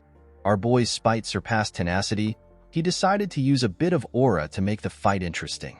Before he could use the aura, Zeke activated the might of the dragon. Duke felt the pressure of a dragon coming from Zeke. The pressure made him panic. He quickly destroyed Zeke's sword with his hand. He did not understand what was going on. Our boy quickly blocked his vision by hitting his sword on the ground to create dust. Because everywhere was covered in dust, Duke assumed that it will also be difficult for Zeke to find him. The moment he thought of this, our boy jumped out of the dust. He came out behind Duke. He activated his dragon eyes and swung his broken sword at the man. Zeke felt his sword pass through the man. Duke disappeared in front of our boy. He created a large amount of dust from his movement. Zeke quickly realized that this was Duke's secret move. He could not believe that the man caused a gust from a simple dash. He realized that this is why the man is called the Gale Knight. Immediately he thought of this. Duke appeared behind him. Our boy quickly turned around when he sensed his presence. When he turned, Duke appeared in front of him. He clenched his fist and covered it with aura. He told Zeke that they can call the duel a draw. The moment he said this, he gave our boy a heavy punch. Zeke spat out some blood. The punch sent him flying. Due to the excessive usage of his skills, his fatigue surpassed the acceptable limit. The system decided to forcefully shut down his consciousness for his own safety. Before he lost consciousness, Duke said some things to him. When our boy woke up, he found himself in his room. He wondered if Duke brought him there. He laughed when he thought about the fact that he almost won. Although he lost, he wasn't annoyed because he fought against a Black Knight. Zeke knew that he had done everything that he can do with his current abilities. He tried to get Duke to let down his guard by repeating the same attack 100 times over. At the decisive moment, he used the might of the dragon. He even used the dragon eyes, but it wasn't enough. Zeke was certain that the skill Duke used at the end was his secret move. Although he got knocked out for using the draconian skills too excessively, he was able to see Duke's secret move. He witnessed the nonsensical high-speed movement arts which Duke used with his extremely trained body. Zeke realized that this secret move must have been what allowed Andre, who has a weak stamina, to rise to the position of a Red Knight. Our boy felt bad that he lost the opportunity to learn the secret move, but he believed that the fight was worth it. He remembered how the might of the dragon had the pressure that made a Black Knight hesitate. He was certain that most small fries would submit the moment they are exposed to the skill. While he was thinking, a status window appeared above him. It told him that he has an unopened message. When he opened the message, he saw that the Swift Steps has changed into a rank C skill known as High Speed Movement. The system told him that his soul has developed due to the demonstration of strong will. Along with the development of his soul, his system functions got activated. The system told him that it is possible to activate the next function using karma points. Our boy was surprised to see this. The mini-map function got opened. The geographical terrain features can be seen through the form of a map. Zeke needed 20 points to unlock this function. Another function known as inventory got activated. It allows Zeke to save as many items as it can accommodate. Our boy needed 20 points to unlock this function. The last function he activated is the Elementra level quest book. This function involves tutorials and missions for the effective development of low-ranking administrators. Our boy needed 45 points to unlock this function. He had 40 karma points left. He decided to unlock inventory. The system explained to him that any item he selects will be stored inside the inventory. When retrieving items stored inside the inventory, Zeke needs to think of the name or shape of the item. The inventory got displayed in front of him. The system explained to him that the amount of space an item takes in the inventory is dependent on its weight and size. It told him that he can use karma points to increase the size of his inventory if he wants a larger storage space. Our boy grabbed his sword. He remembered that he can activate his skills just by thinking of them. He believed that putting an item in the inventory would be the same way. He raised his sword and asked the system to save it. The moment he thought of this, the claymore disappeared from his hand. Zeke was surprised to see this. He noticed that the claymore took 2 out of the 28 boxes. He now understood what the system meant when it said that the space the item takes is dependent on the weight and size of it. He decided to retrieve it by thinking about its name. The claymore quickly reappeared in his hand. Zeke thought that this was just like a subspace storage, but it turned out to be better. He remembered that the subspace artifact was quite expensive, but it was difficult to find an item stored inside it. He remembered that he can even increase the inventory space with karma points. Zeke could not believe that this overpowered functions belonged to the low-rank administrator. He wondered about what will happen when he reaches a higher rank. Since the points were quite valuable, Zeke realized that he cannot use them recklessly. He believed that he needed to change his plans. While he was thinking, someone knocked on his door. The person asked him if he can step in. Zeke immediately knew that Decker was at the door. He asked the man to come in. Decker revealed to him that he has a message for him. He stretched out a paper to our boy. He said that it came from garden keeper Dexter. Our boy was surprised to hear this. He smiled when he read the message. Duke asked him to come again if he wants to challenge him. Zeke was happy to see that the fight wasn't a complete failure. He remembered that Duke said that the fight is a draw. Our boy was happy to see that he still had the opportunity to learn from the man. The moment he thought of this, Decker told him that he has one more thing to tell him. He revealed to his master that he found the blacksmith he was looking for. Our boy became excited when he heard this. He asked the servant about when the appointment is. Decker told his master that there is a problem. He said that the blacksmith refused the appointment. Zeke was shocked to hear this. He asked Decker for the reason.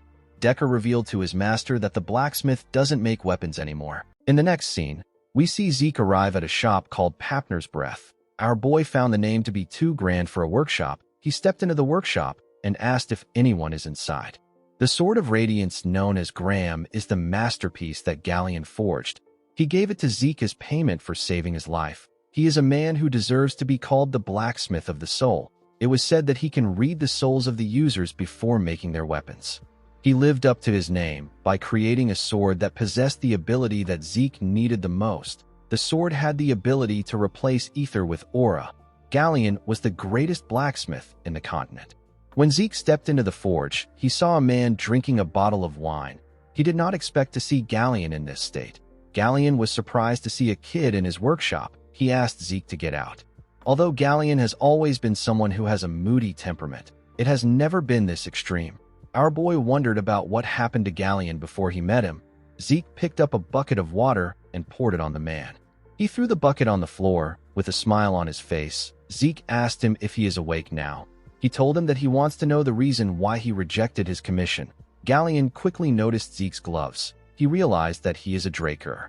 He quickly slammed his head on his table. He begged our boy to forgive him for his discourtesy. He told him that he is not taking any commission at the moment.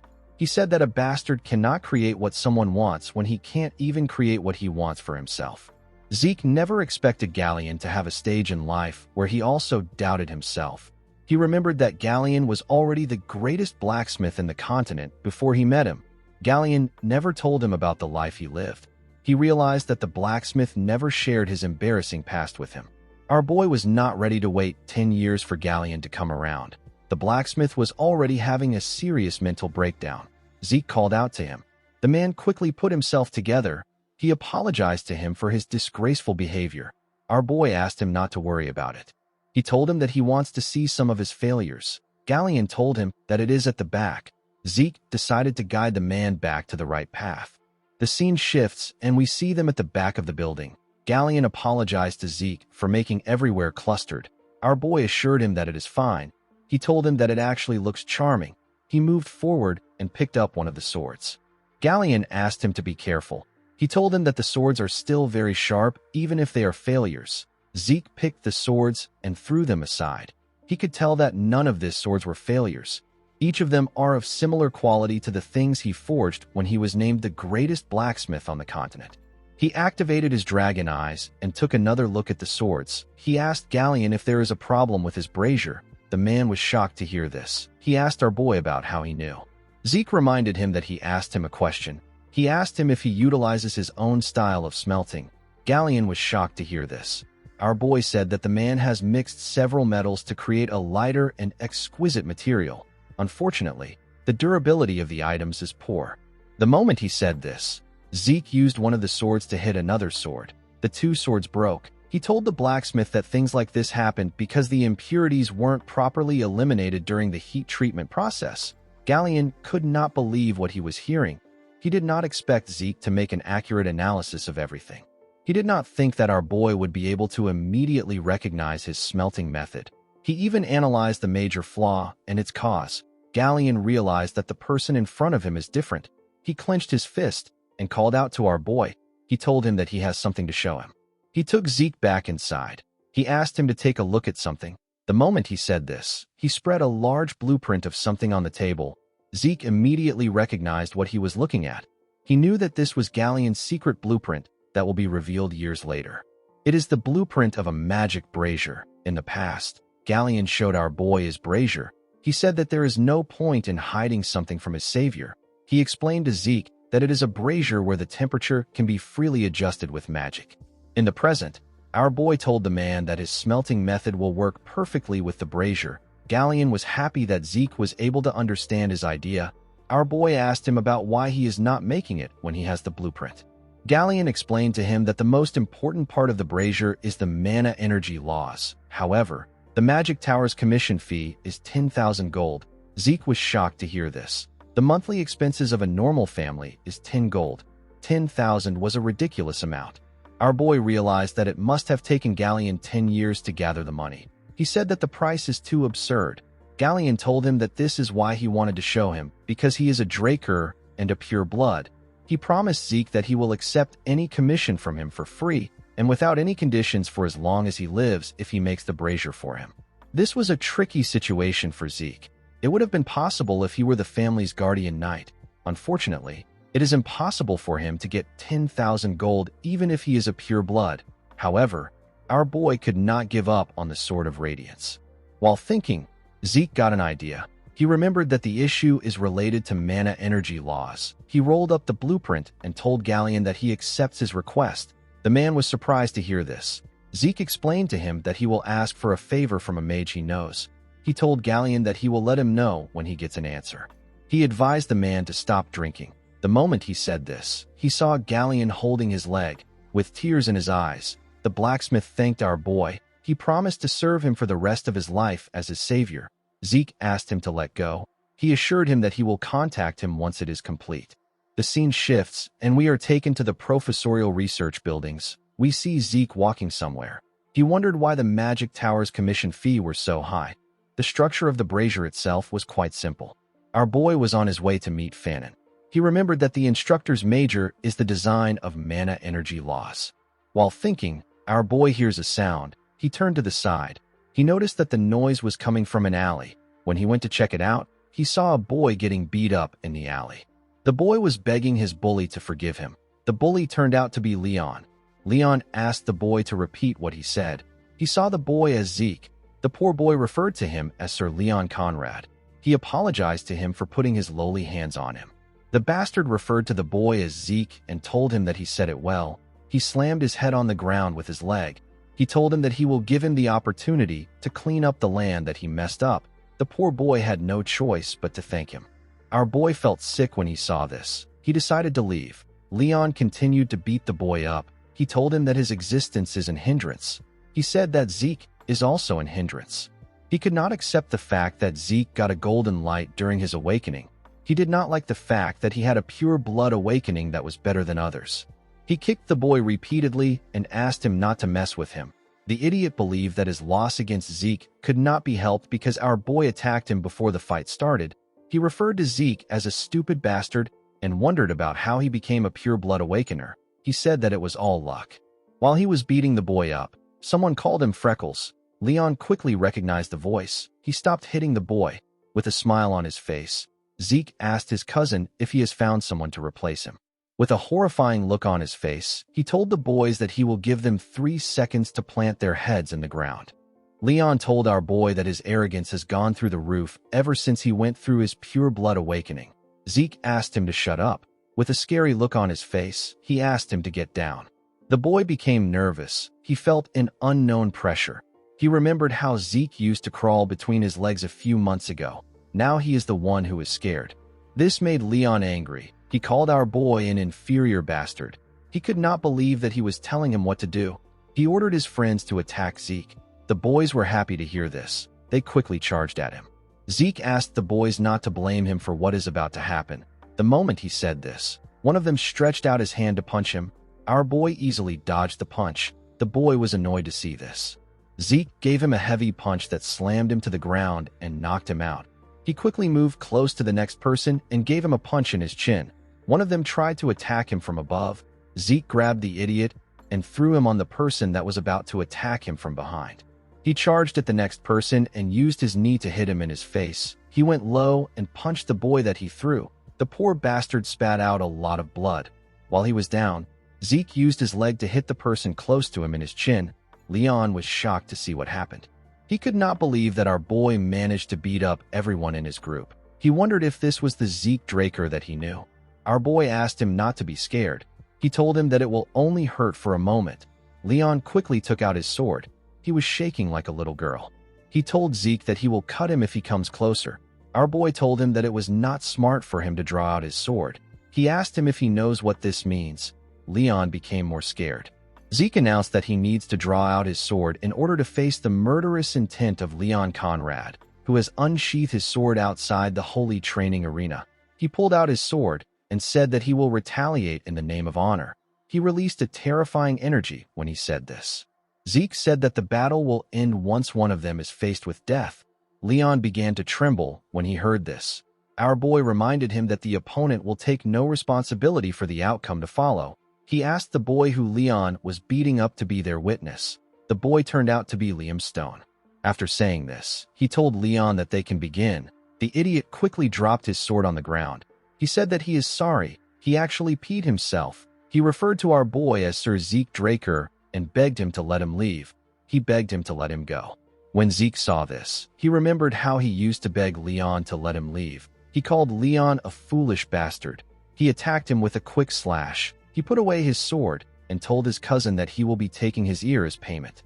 The boy began to scream when Zeke said this. His hand was covered in his blood. Zeke grabbed his head. He told the boy that he will take something else if he sees his ear reattached when they meet again. With a scary look on his face, he told Leon that he will be taking his head next time. He slammed his head on the ground after saying this. He stood up and turned around. Before our boy could leave, Liam stood up and asked him about why he helped him. Zeke asked him not to worry about it. He told him that he wasn't helping him. Our boy was just helping his past self. As he walked out of the alley, he wondered if Galleon's nature rubbed off on him. He could not believe that he almost said something that embarrassing out loud. The scene shifts, and we are taken to Fanon's research lab. Zeke asked the man if it is possible for him to make the brazier. Fanon said that it should be. Our boy told him that he wants him to take care of it. The man asked Zeke to wait. He told him that it is better he listens to his explanation. He told our boy that he is correct about the overall structure being simple. However, the problem is the core in charge of power output. The core is considered the heart of the machine, but the circuit has an extremely tricky restriction. Even though it is small, it requires enough power. They will also need a way to adjust output without delay. Fanon said that something like this is unprecedented. Zeke asked him if it is possible. Fanon said that it is. He explained to our boy that they have two options. He said that he can personally adjust the design with the core in mind. He told him that it will take at least 15 years to redo the design for the core. Zeke was shocked to hear this. The instructor said that it really takes a long time. He told our boy that they still have another method. He said that they can avoid designing the core and use an alternative material. Although this would save them a lot of time, the material needed is a high-compression mana stone. Zeke could not believe what he was hearing. He reminded the instructor that this is an ancient artifact that can't be made with modern technology. Fanon told him that he is correct. He said that it is extremely hard to find an artifact in the ruins. To come across a mana stone that can withstand their design, it will cost them over 3,000 gold. Zeke was shocked to hear this. The situation was not looking good for him. He knew that he will get kicked out if someone finds out that he can't use aura. 15 years was too long for him to wait. Unfortunately, he did not have 3,000 gold, but he was still not ready to give up on the Sword of Radiance. Most people think that Zeke is an aura user thanks to the events that occurred during the Blessing Rite. They did not know that it was merely a reaction created from ether and healing. The fact that he is unable to use aura still remains the same. Ether is considered to be a difficult power to be controlled by humans. However, excluding the skill known as the Spirit of the Soul, which his master taught him, Zeke can't use any sword skill that utilizes aura. Even with the skill, our boy can only reinforce and swing his sword around. Compared to ether, aura is easier to use and more versatile. This is why Zeke needs Graham. Our boy wondered about how he was going to get a high-compression mana stone. Fanon said that the creator of the blueprint is amazing. Even if they took the complicated core into account, it is still an efficient design. He said that this brazier will be difficult to create even more than the Golden Age relics. The moment Zeke heard about the Golden Age relics, he got an idea. He could not believe that he did not think of this idea earlier. He stood up and asked his professor to take care of his design until he is back. Fanon was surprised to hear this. He asked Zeke if he wants him to use the 15 years to complete the design. Our boy laughed when he heard this. He said that he is going to bring something. With a smile on his face, he told him that he will bring back a high-compression mana stone. The Golden Age is the time when the Liberation War was fought to escape the rule of dragons. The war ended with the defeat of the evil dragon Bahamut. The dragon was slain by Tarakan Draker. This granted humanity a century of peace. During that time, ancient relics were uncovered within the dragon's lair. They were the remnants of the age of the Hero King. This was the prime age of magic. All the discovered relics, techniques, and magic far surpassed modern standards. Among these items was the high-compression mana stone. It is an item that is capable of sustaining the mana needs of a village. It is a relic from the age of the Hero King.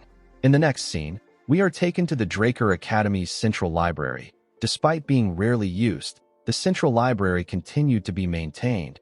It is believed to have been established by Tarakan himself. During the expansion of a records room, relics from the Golden Age were discovered. This led to the involvement of the Magic Tower and the Archmage of Nirvana, who is a member of the three great families. During those few months, countless relics from the Golden Age were discovered. News of it spread through the Continental newsletter. This event will take place 10 years later. For now, no one is even aware of the existence of the treasures. We see Zeke looking around the records room of the library. While looking around, our boy realized that he can search for it all day and still not find it. He activated his dragon eyes and began to search again. While looking around, he saw a tile that had a red glow. When he tapped the tile, he noticed that it sounded hollow. He activated the soul of the spirit and formed a blade made out of ether with his hand. The technique is known as cut. This was the only ether application for the soul of the spirit skill, which he learned from his master.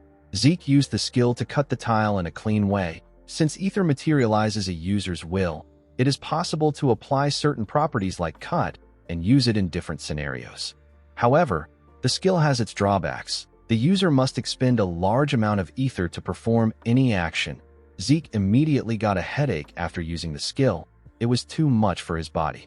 He opened the tile and jumped inside.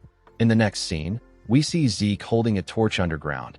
He did not remember the newsletter saying that the place was this deep. The moment he thought of this, he sensed the presence of something.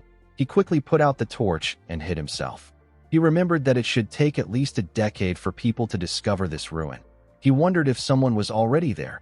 He activated his dragon eyes to see in the dark.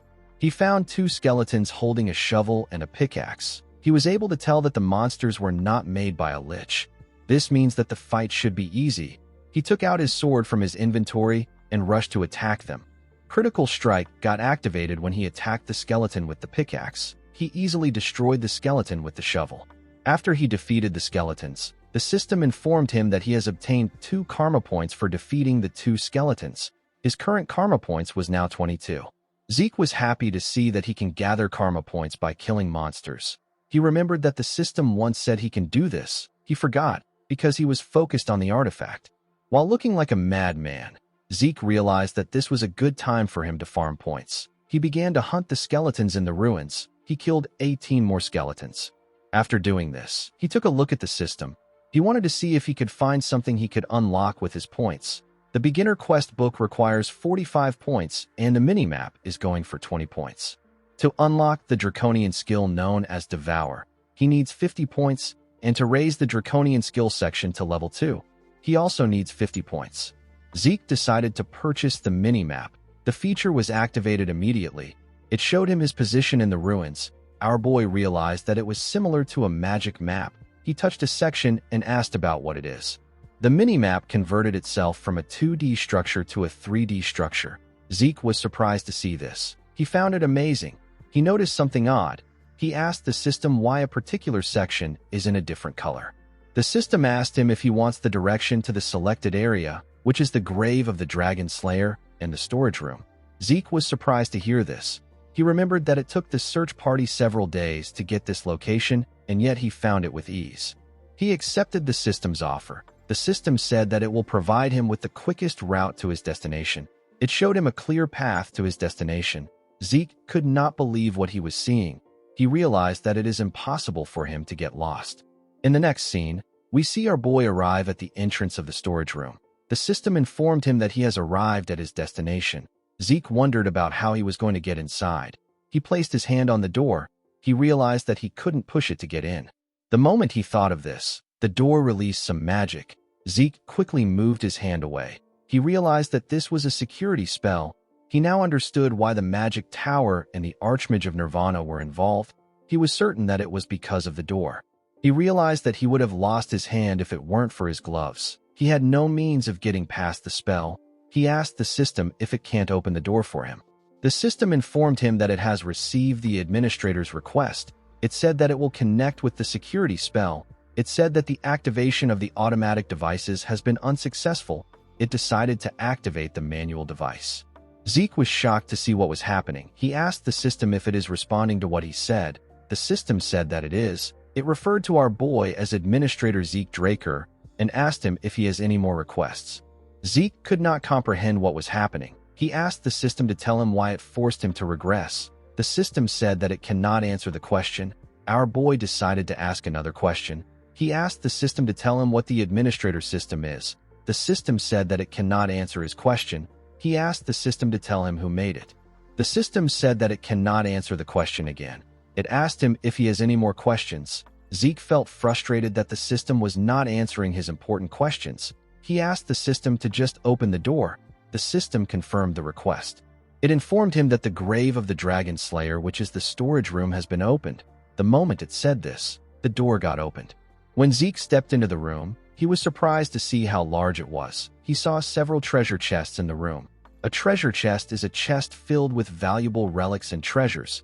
Finding even one of these relics would be considered a miracle.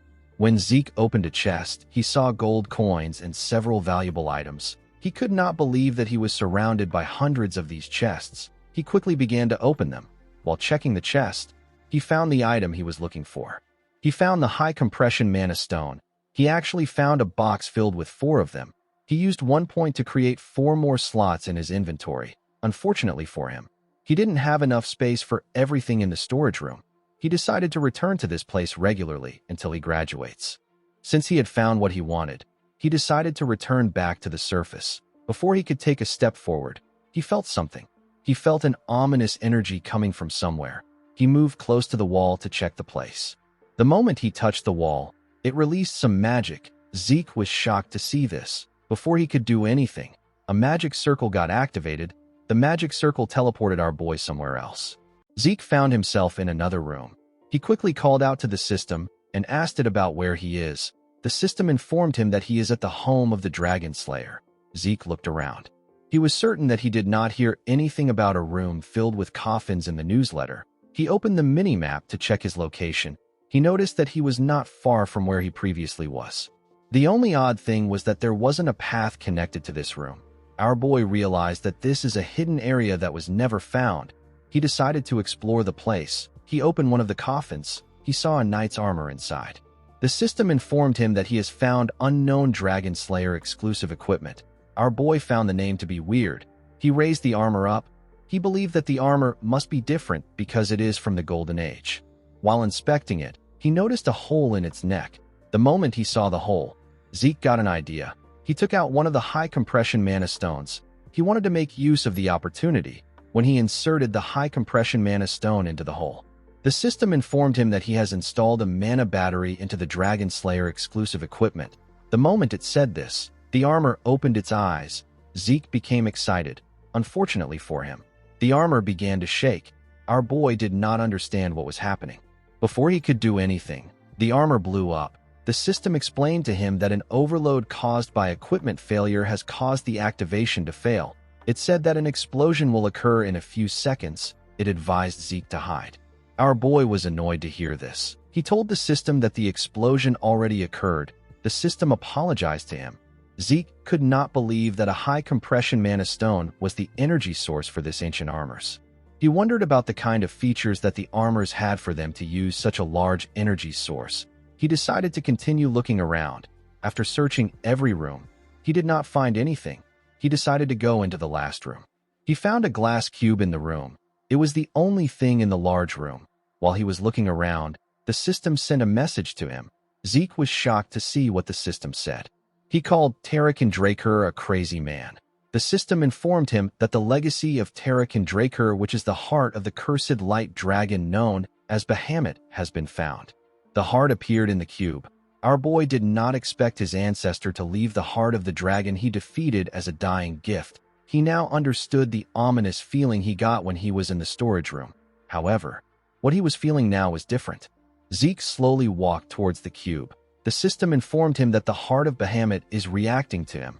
Our boy placed his hand on the glass. He told the heart that he can hear it. He said that he understands. He said that he will kill everyone. Our boy was slowly losing himself. Before he could completely lose himself, his indomitable mental defense got activated. He grabbed his hair. He wondered about why he wanted to kill everyone. The moment he thought of this, he felt something weird. He took a look at his hand. He saw that a dark energy had covered it. One of his eyes had turned black. The energy surrounded him. Zeke became nervous. He did not understand what was happening. He began to panic. The system informed him that he is about to take Tarakan Draker's test. He was asked to defeat the strong curse from Bahamut's heart. He was told that he will receive Tarakan's dying gift as a reward for clearing the mission. The moment the system said this, it slowly got removed. It tried to activate the indomitable mental defense, but it failed. Our boy fell to his knees. The curse asked him to kill everyone thousands of times. Zeke grabbed his head. He tried to resist the thoughts. The curse asked him to accept it. It said that he will be free when he accepts it. Fortunately, our boy is strong-willed. He hit his head on the glass cube. He asked the curse to stop mumbling. He told it that it is so annoying. As blood gushed down from his head, Zeke smiled at his cursed self. He called it a dumbass and told it that freedom is something to be won. The glass shattered after he said this. The system informed him that he has won against the light dragon's curse.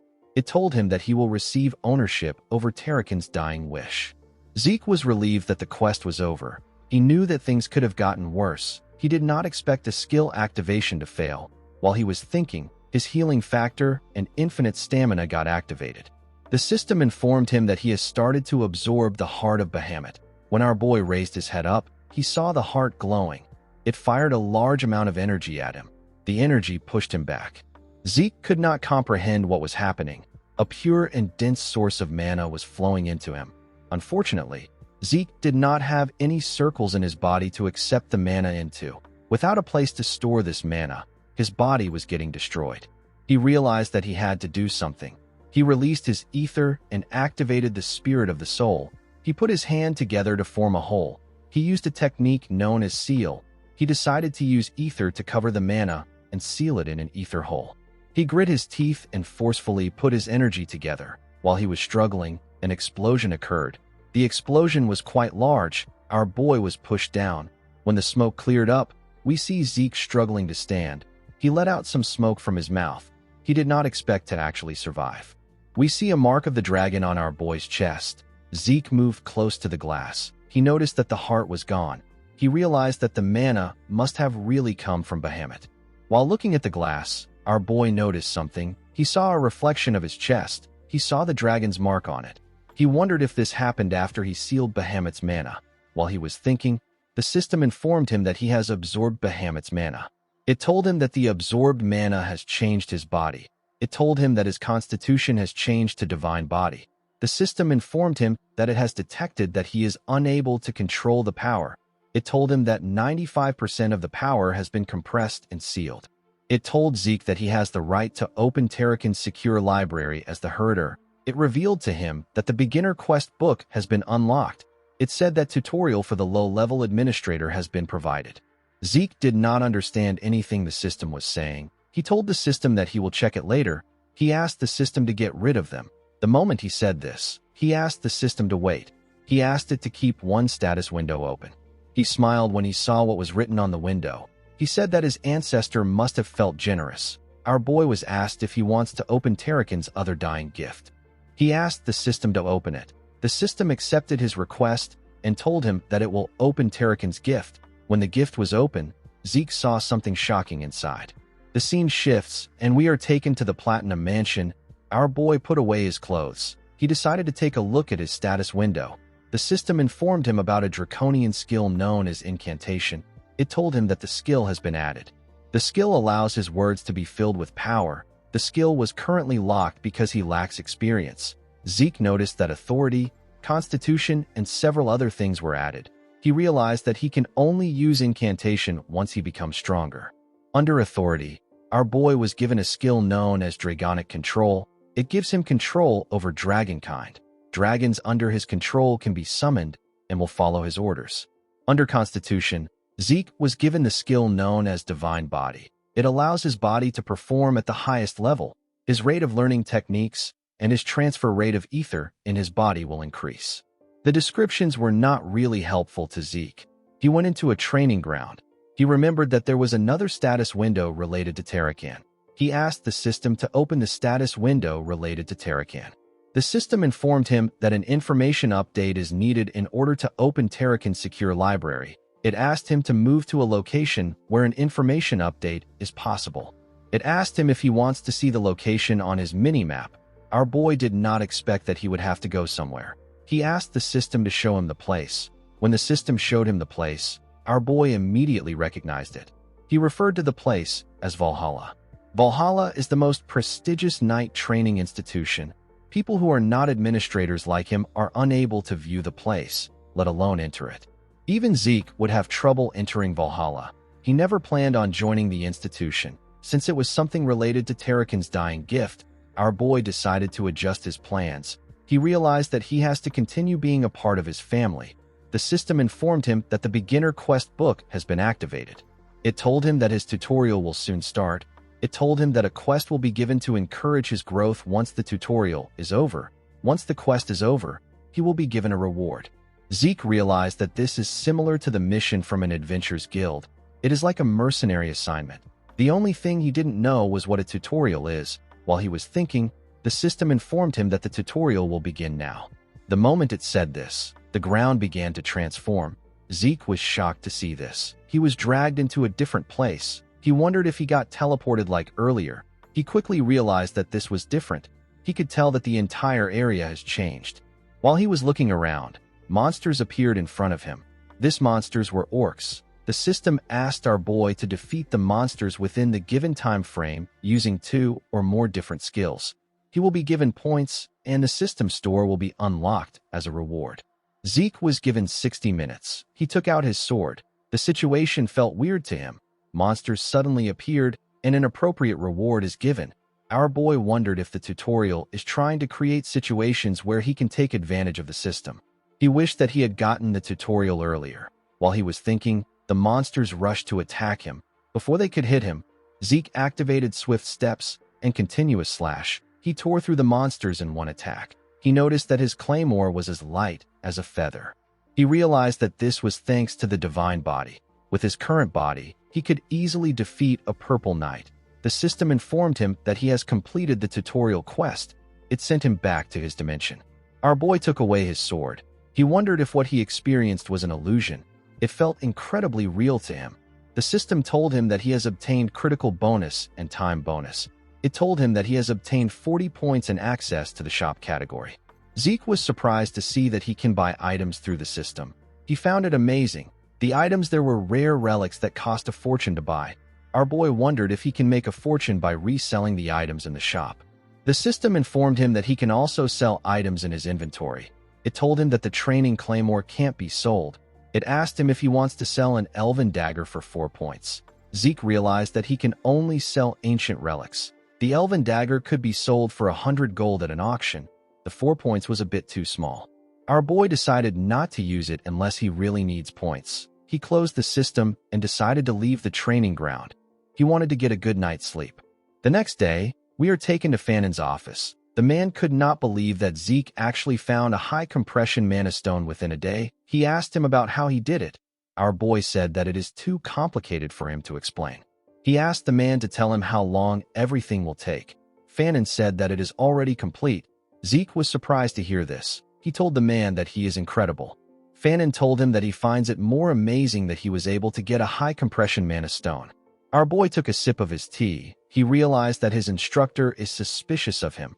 Every time high-compression mana stones are found in the continent, they are registered using a variety of ancient texts. They are used to manage the ownership of some of the more expensive mana stones. By checking the registration number, a person can confirm where and when the mana stone was found, as well as the current owner of the mana stone. However, there is no way the mana stone Zeke has is registered. Fanon looked through the Central Continent high-compression mana stone registration encyclopedia. He was not able to find anything because Zeke is the first person to find it. Our boy liked Fanon's ability to suspect him rather than just blindly trust him. His judgment and skills were very good. He believed that his instructor is too talented to rot in a place like this. He moved close to him and asked him if he has now confirmed the registration number. Fanon was shocked to see that our boy knew. In the next scene, we are taken to Galleon's workshop. We see the blacksmith activate the brazier. He wore some gloves and used his hand to control the magic in the brazier. Galleon was extremely happy to test the brazier. Fanon was happy to see that the brazier worked. He told Zeke that he has a lecture to attend. He told him that he will see him later. Zeke thanked his professor. Galleon thanked our boy for completing the magic brazier. He said that he never expected to finish it in his life. Zeke asked him not to thank him. He reminded him that it is part of their deal. He asked him if he has not forgotten his part of the deal. Galleon told him that he hasn't. He asked Zeke to tell him what he wants. Our boy opened a box. He asked Galleon to make the item in the box into a sword. The blacksmith was shocked to see what it was. He could not believe that he was looking at a dragon's fang.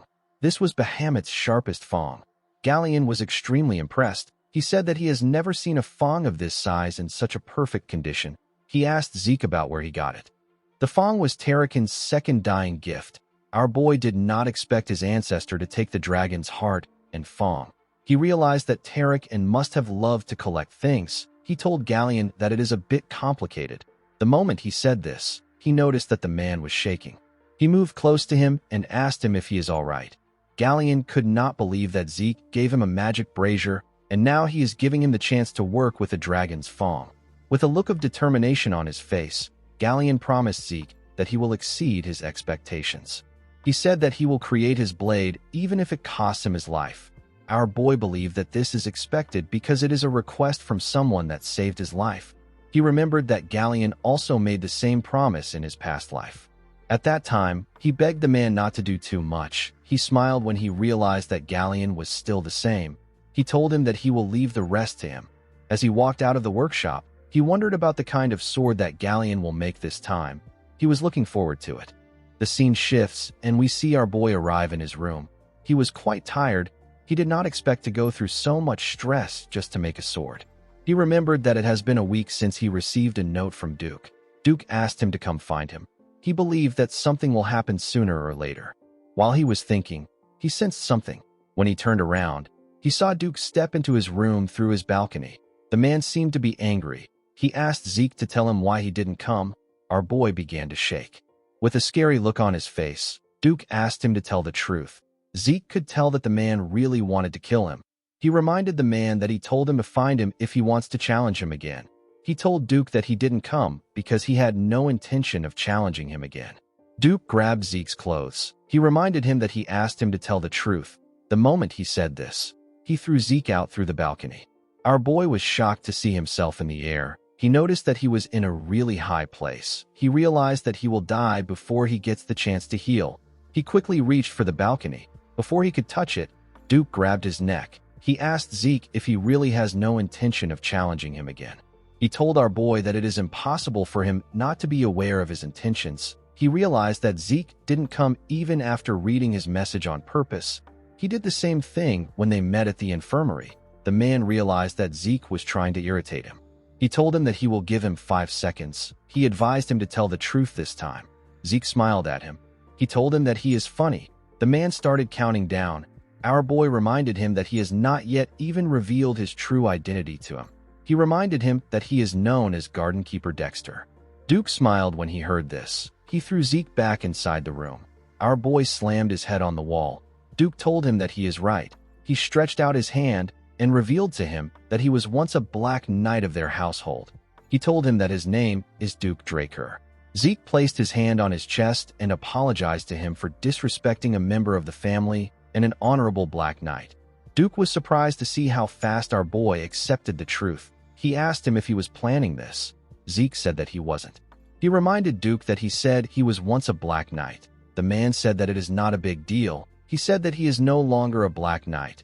Our boy was surprised to hear this. He wondered if this is possible. He knew that it was normal for people to rise in ranks, but he has never heard of anyone who dropped in ranks. Duke asked Zeke to stop talking about it. Our boy noticed that the man's hand was shaking. He decided to drop the matter. He told the man that he will tell him the truth since he also did the same. He revealed to Duke that he was already aware of his identity. The man asked him if he bothered him so that he can become his official apprentice. Zeke told him that he is correct. Duke smiled when he heard this. He told our boy that he likes his boldness.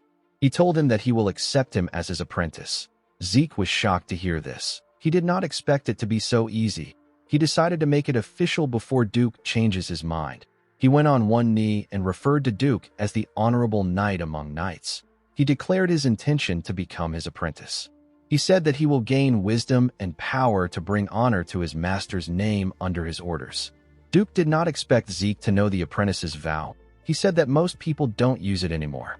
Zeke said that culture is a necessary virtue of a knight. Duke called him a sly snake. Our boy said that he will accept it as a compliment. Zeke referred to him as master and told him that he has a question for him. The man felt a little embarrassed that our boy called him master. He asked him to ask his question. Zeke asked his master to tell him why he accepted him as his disciple. Duke was famous for not accepting disciples. Only Andre, the man known as the genius of the century, managed to become his disciple after years of asking. Our boy did not understand why Duke would accept him so readily. He assumed that his master saw that his potential surpasses Andre's own during the duel they had. Duke asked him to guess the reason. Zeke asked his master if it is because he is a genius of the family. The man laughed when he heard this. He told our boy that his confidence is something else. He told him that he would have chosen Reina if he was looking for a genius. He revealed to Zeke that he likes his tenacity. He explained to him that talent isn't the only thing needed to reach the level of a red or black knight. Individuals who never faced any issues usually fall in the face of adversity. Zeke knew that the man was right. Most of the praised geniuses who were projected to reach the level of red knights usually fail to reach this level. They stay at the level of blue knights. Duke stood up. He asked our boy to follow him. He said that it is time for his first lesson. Zeke followed his master to the Western Greenhouse Gymnasium. He was surprised to see how large it was. He did not know that there was a gymnasium underneath the greenhouse. He wondered about what his master was planning. He has been running around the gymnasium since they arrived. Duke realized that our boy has been running for 3 hours. He asked Zeke to stop. Our boy asked him if he no longer has to run. Duke told him that he has a question for him. Our boy asked him to tell him what he wants to know. The moment he said this, Duke appeared behind him. He grabbed our boy's hand. Zeke quickly pushed his hand away. He put some distance between himself and his master. Duke took a look at his hand. He asked our boy if he has a problem with him checking his pulse. Zeke became nervous. The man said that he knew something was off from the start. He noticed it when they fought in the infirmary. He noticed it again when they dueled in the greenhouse. Even after Zeke ran 500 laps around the gym, the man could not sense a single drop of aura from him. Our boy also stopped him from checking his pulse. Duke asked him if he is unable to use aura. Zeke was shocked to hear this. He could not comprehend what was happening. Duke remembered seeing the bronze statue release a golden light. He remembered that there was an uproar about the golden light, which has never been seen. He walked up to Zeke. With a smile on his face, he asked our boy to tell him why he does not want to allow him examine his pulse. Zeke had to look away. He could not look his master in the eyes. Due to the way he spoke, our boy could tell that Duke was not suspicious. He was simply curious. Even though it is a very serious issue for a Draker to be unable to use aura, Duke was more focused on his curiosity.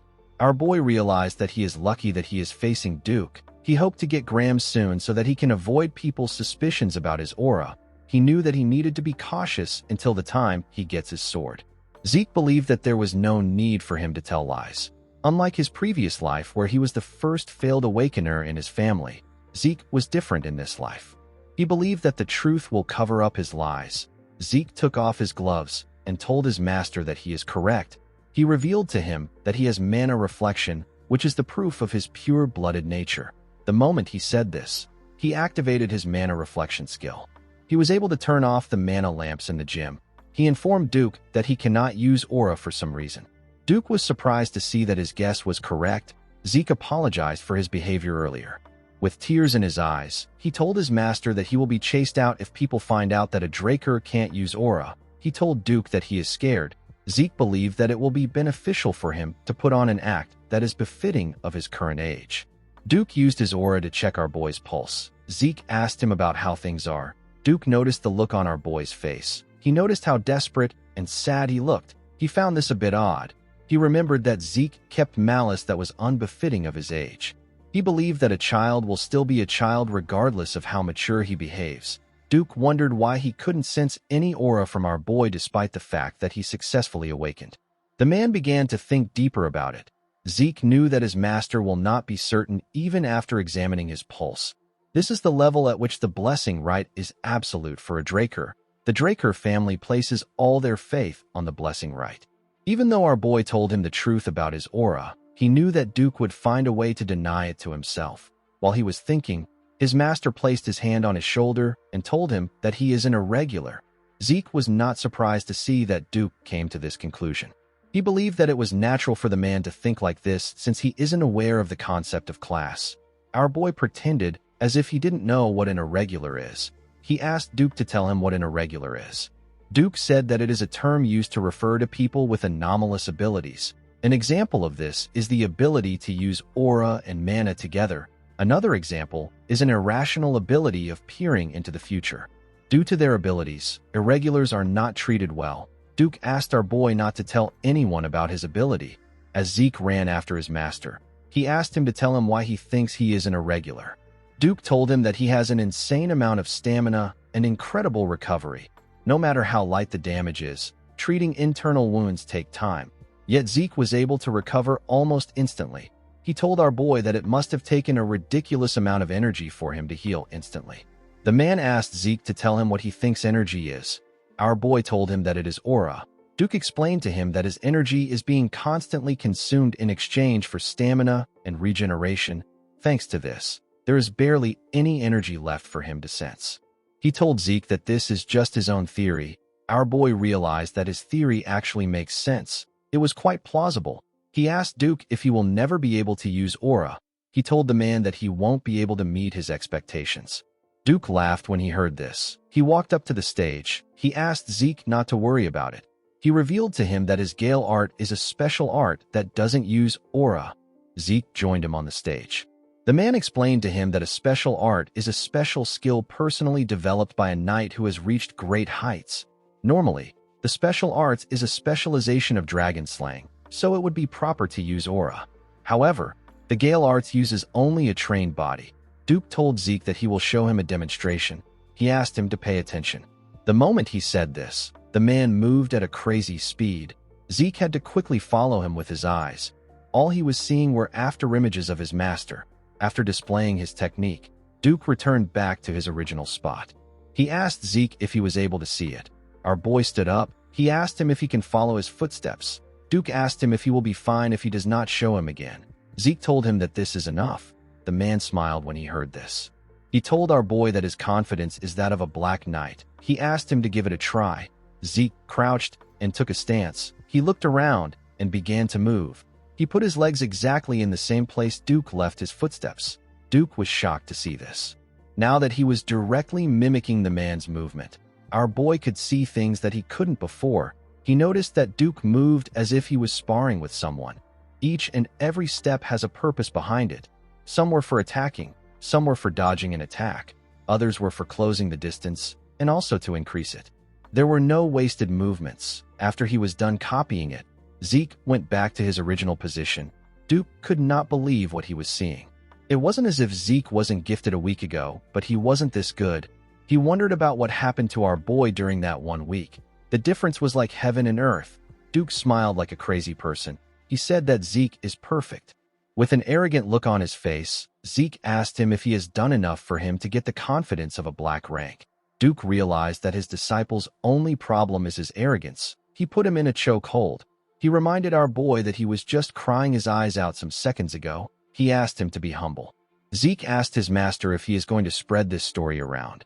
Duke referred to him as his arrogant disciple and told him that it depends on his attitude. Our boy told him that a black knight shouldn't have such a loose tongue. The scene shifts, and we are taken to the academy's dining hall. We see Zeke put a large amount of different foods on his plate. It has already been a month since Duke started training him. His appetite just keeps on increasing. While Zeke was shoving his food down his throat, someone approached him. The person turned out to be Andre. The instructor asked him if he could give him some of his time. Zeke told the man that he is a bit busy. He told him that they can talk now. Andre sat down and asked our boy to tell him how he managed to convince Sir Dexter. Zeke did not expect him to go straight to the point. He understood why Andre was acting like this. Since the man has not yet become Duke's disciple, the news that our boy became his disciple must have made him a little anxious. Zeke told the instructor that he didn't really do much. He said that Sir Dexter chose him on his own. Andre was annoyed to hear this. He watched Zeke as he stuffed his face with his food. He asked him if he was chosen because he is a pure blood. Our boy was surprised to hear this. He put his cutleries down and told Andre that he has a serious inferiority complex. The man was shocked to hear this. His hand began to shake. He asked Zeke if this is all he has to say. Zeke told him that he is not halfway through. He told the man that his bloodline might have been what made Dexter interested in him in the first place. He asked Andre if he believes that Dexter is a man who will choose a disciple for this simplistic reason. Zeke told his instructor that he was able to use the man's intrigue as a foundation to become his disciple. He said that this is a testament to his own abilities. Our boy wiped his lips and threw the cloth at Andre. He asked the man to stop wasting his time patting his ego with his inferiority complex. Zeke stood up and asked the instructor to put in some efforts if he wants to be chosen. Andre did not like what he was hearing. In the next scene, we are taken to the Western Greenhouse Arena. We see someone running around the arena. Zeke asked his master if he knows what is happening. Duke said that he is also curious. He revealed to our boy that he does not know what has gotten into the man. The man turned out to be Andre. The instructor was breathing heavily as he ran. Duke explained to our boy that Andre came to beg him. He said that he is fine with being a servant as long as he can stay by his side. Duke told the man that he will take him in if he can run 300 laps without aura. This is why Andre is running around the arena. Zeke was surprised to hear the amount of laps he had to run without aura. Duke told him that Andre is a tenacious person. Our boy agreed with him. He always thought of Andre as a self-righteous nerd. He was happy to see that the man has quite the backbone. In the next scene, we see the students of the academy gathered outside. Someone asked his friend if he knows why they are there. The boy called him an idiot and asked him if he has forgotten what today is. He said that today is the day of the patriarch's visit. The moment he said this, we see a carriage arrive at the front of the school. Someone announced that the patriarch has arrived. The dean ordered everyone to get ready. They all accepted his orders. A knight moved close to the carriage and opened the door. The patriarch stepped out of the carriage. He told Howard that it is good to see him again. The dean bowed his head and said that he greets the master of the Drakers. The knights that were in front bowed their heads and also greeted the patriarch. The knights behind them all held their swords and stood in an upright position. The patriarch walked up to Howard with his overwhelming energy. He reached out his hand to Howard. He gently tapped him on his shoulder and told him that he is always hardworking. The dean said that his work is nothing compared to his. With a smile on his face, the handsome patriarch told Howard that he is the only one who understands him. The patriarch is known as Arthur Draker. He is the master of all Drakers. Howard told the patriarch that the sun is quite hot today. He told him that it will be better if they go inside. Arthur raised his hand when he heard this. Howard quickly stopped talking. The patriarch moved close to where the students were. They were all excited to see him. Arthur raised his hand and called the students young dragon slayers. He told them that they are the hope and the future of the Drakers. He advised them to train harder. He told them that their development will be the Drakers' development. The students bowed their heads and accepted the order from the master of the Drakers. After saying this, Arthur turned around and told Howard that they can go in now. The man accepted his order. The scene shifts and we see Zeke greeting his father. He referred to him as the leader of all knights and the guardian of the name of the Dragon Slayer. He told him that he greets him with respect. Arthur laughed when he heard this. He told his son that nobody greets like this anymore. He asked Zeke to take a sit. Arthur placed a tray containing tea and other snacks on the table. He told our boy that he heard that he likes tea. He said that he prepared something rare. He told him that he hopes he likes it. Zeke thanked his father for the tea. He realized that even the food he likes was being reported to him. Zeke heard people say that they may be things that the Emperor doesn't know, but there will never be anything that a Draker doesn't know. Our boy felt like this saying was true. His father informed him that he called for him because he heard that he became Duke's disciple. Zeke did not expect him to go straight to the point. He told his father that Duke did him a great favor. Arthur agreed with him. He told his son that he does not know what his goal is, but he will be able to accomplish it if he follows Duke's teachings. Zeke revealed to his father that he wants to be the strongest on the continent. Arthur glared at his son when he heard this. Zeke told him that he will become stronger than everyone so that he can live freely. With a smile on his face, our boy said that this is his goal. Arthur's expression changed when he heard this. He released his aura and asked his son if he plans to surpass even him. Zeke began to sweat. He felt like something was pushing him down. He recognized this power. It is known as Astral Sword. It is said to give a person power over all living things within its radius. It is the pinnacle of aura usage that only Black Knights can reach. Arthur began to smile. He noticed that his son was pushing back. Zeke told his father that he will surpass him. The patriarch seemed to be pleased. He took away his astral sword. He told his son that this is the most interesting thing he has heard in ages. Zeke did not expect the master of the Drakers to be this powerful. The man is a real Black Knight, the pinnacle of strength. Duke was already ridiculously strong, but the patriarch was on a whole other level. Zeke was scared. Arthur informed his son that he came to support him in the academy. He said that his support is no longer enough. He put his hand into his clothes and brought out something. He placed it on the table. He told his son that this is a gift for becoming Duke's disciple. Zeke was shocked to see what it was. It was a card that had the Draker emblem on it. Our boy called it a black card. Due to his son's reaction, Arthur was able to tell that he already knew what it is.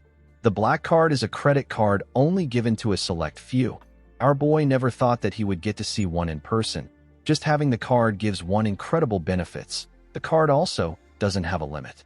Arthur explained to his son that he will put the card under both their names so that he can use it freely. Zeke bowed his head and thanked his father. He said that he will use it only when necessary. Although his father was acting nice, Zeke was aware of his true intentions. Using a credit card leaves a record.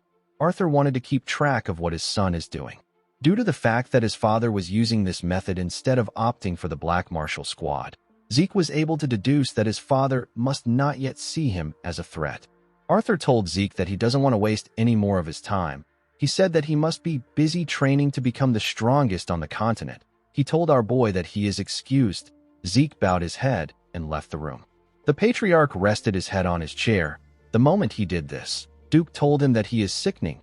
Arthur asked Duke to tell him why he is so angry. Duke told Arthur that he is suddenly playing father to his son after he neglected him for a long time. The patriarch told the man that he had no choice as the head of the household. He told him that what he just said counts as defamation of his character. Duke sat down on the chair and asked Arthur to take him away. The patriarch smiled when he heard this. He told the man that he is the only one that he can talk to without worries. The moment he said this, he put his hand into his clothes and brought out something. He showed Duke a bottle of liquor and told him that they can have a drink to go with their conversation. Duke became very excited. He referred to the drink as the dragon's breath. The patriarch poured his friend a drink. He asked him if he knows that the atmosphere in the continent has been very strange lately. Duke said he cannot know anything because he has been cooped up in the academy. He asked Arthur to tell him how he is supposed to know. The patriarch reminded his friend that he has eyes and ears all over the place. Duke called the patriarch a snake. He told him that he asked a question when he already knows his answer. Duke told his friend that he heard that the emperor has gone crazy over the idea of immortality and is looking all over the continent. Arthur asked his friend if he thinks that it is possible to be immortal. Duke told him that magic can make a person look younger, but it can't grant them immortality. The patriarch agreed with Duke. He asked the man if it will be different when the relic the emperor is looking for is related to the elder dragon. Duke was shocked to hear this. While the patriarch and Duke were talking, we see Zeke in another room. He activated his ether and used the spirit of the soul, which is also known as soul manifestation. He used a skill known as hearing. He was able to spread his senses around the floor. Zeke began to listen to what his father and Duke were talking about. Duke told the patriarch that it might be possible if it is related to the Elder Dragon. He asked Arthur if the Emperor has already located the relic. The patriarch said that it is possible that he has. He revealed to him that the Order of Black Knights has already reported to him. He said that the relic is most likely within the northern continent. Duke asked Arthur if the Empire's people have gotten this information. The patriarch said that they haven't. He said that it is only a matter of time before they find out. Duke was reminded of the past. He reminded his friend about the time the crazy emperor first ascended to the throne. He started a war to unite the continent. Only after he took over half the central continent did the war stop. Duke told his friend that he assumed that the emperor would give up on his decrepit, absurd dream. Arthur said that if even one of these artifacts can grant immortality, then the continent will be engulfed in a sea of flames again. He revealed to his friend that he agreed to go to the north himself due to how important the issue is. Duke was shocked to hear this. He could not believe that the patriarch wanted to leave his seat empty. He told him that the bastard of an emperor would run amok if he does this. Arthur told his friend that this is why he wanted to see him. Duke told the patriarch that he is as sly as a fox. He clinked his glass with Arthur's own. Arthur told him that he is the best. Duke told him that he only ever picks him for annoying things. The moment he heard this, Zeke began to sweat. He was struggling to maintain his skill. He had to give up. He fell to his knees and began to breathe heavily. He had used the soul manifestation for too long. Even after our boy absorbed the heart of Bahamut, he couldn't do anything about the side effects. Zeke remembered that the statue he was holding before he regressed was an artifact of the Elder Dragon. The voice he heard just before he died and the system messages he saw after regressing were all functions of this artifact. Things began to make sense to our boy. He realized that he stole the artifact that the Emperor wanted to use to make his wish come true. The Emperor even mobilized a unit under his direct control to chase after Zeke. The unit is known as the Hunting Dogs. At the time, Zeke was so obsessed with revenge that he did not care about any of this. Now he has gotten a clue that the administrator system that sent him back to the past was a function of the Elder Dragon's artifact. This made our boy wonder about who created the artifact and why the person created the artifact. In the end, Zeke just ended up with more questions.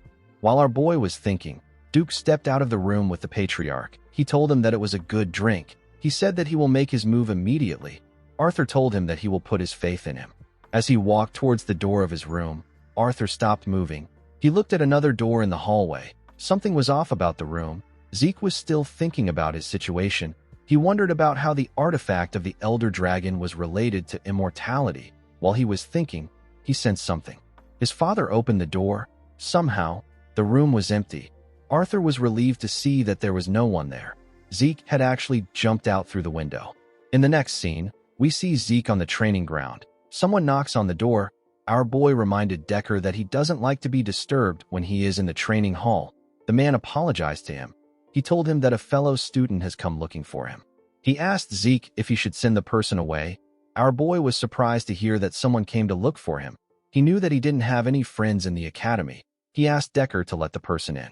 To his surprise, the person turned out to be Liam Stone. The boy went on his knees and bowed his head to Zeke. Liam begged our boy to take him in.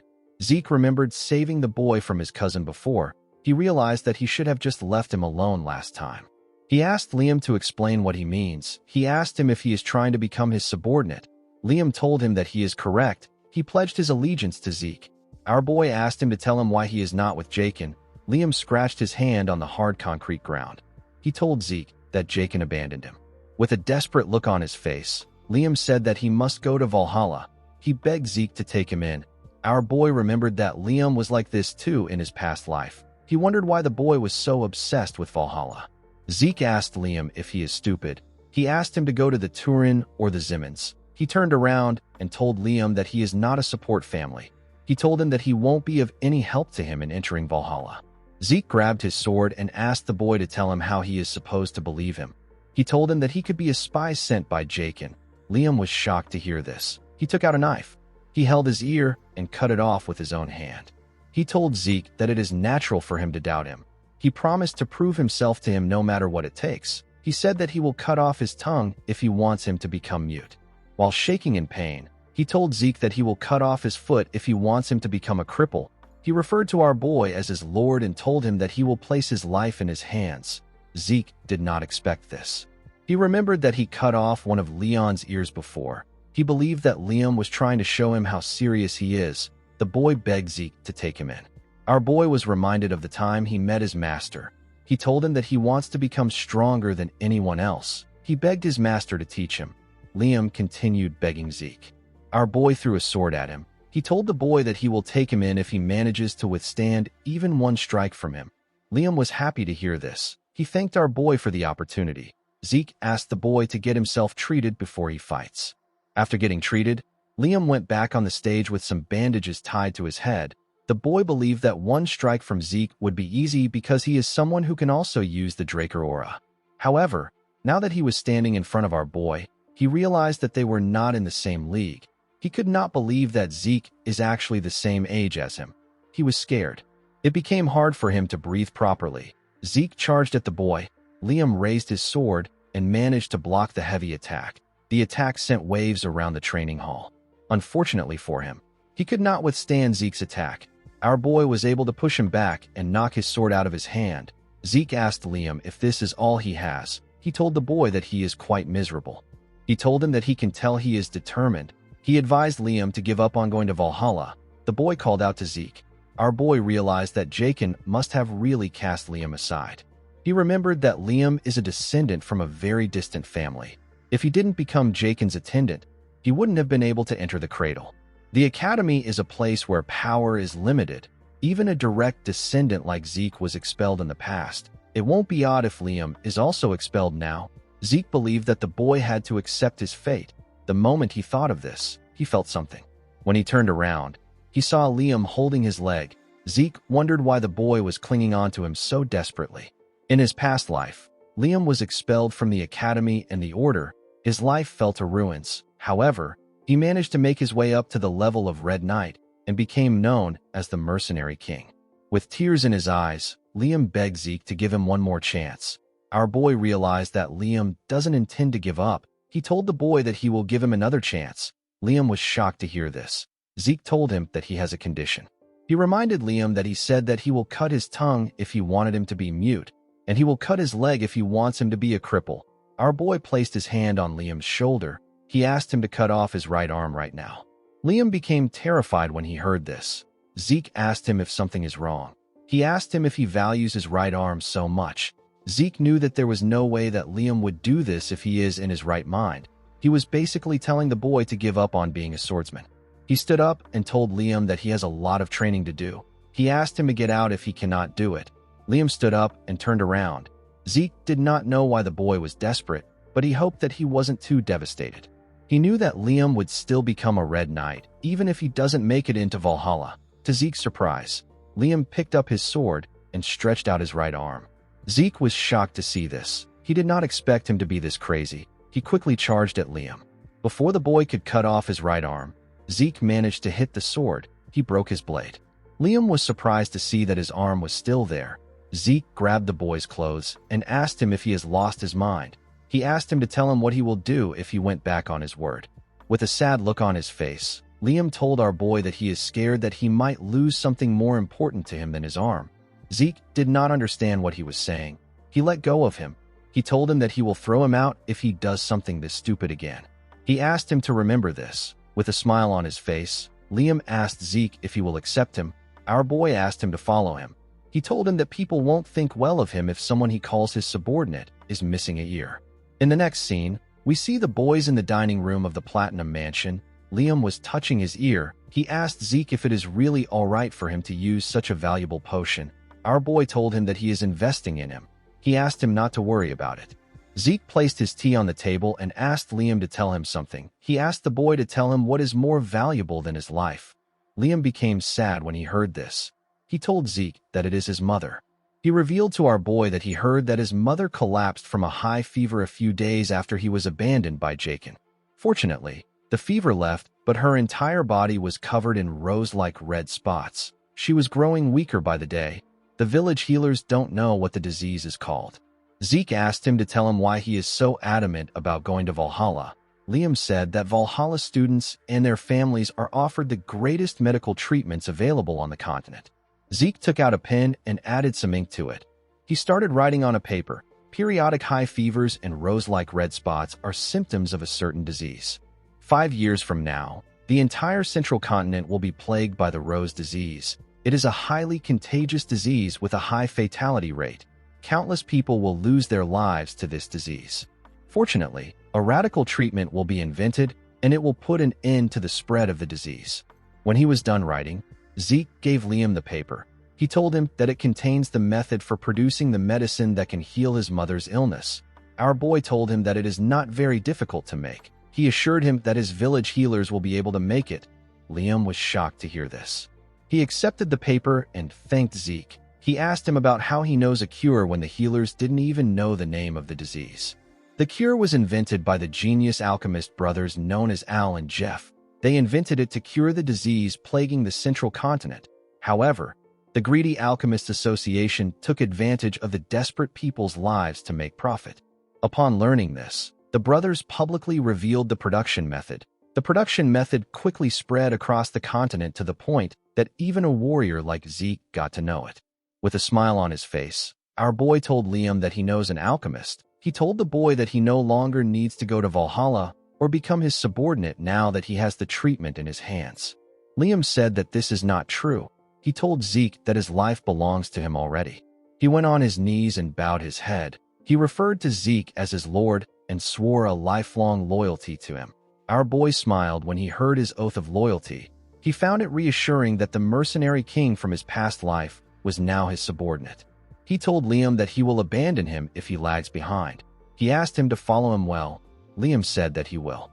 In the next scene, we are taken to the dean's office. We see Owen greet the dean. He told the man that he has come to see him for a proposal. He asked Howard to tell him how he feels about raising the difficulty of the examinations this semester. Howard gently stroked his beard. He asked the boy to tell him the reason for his proposal. Owen said that the first years are quite skilled.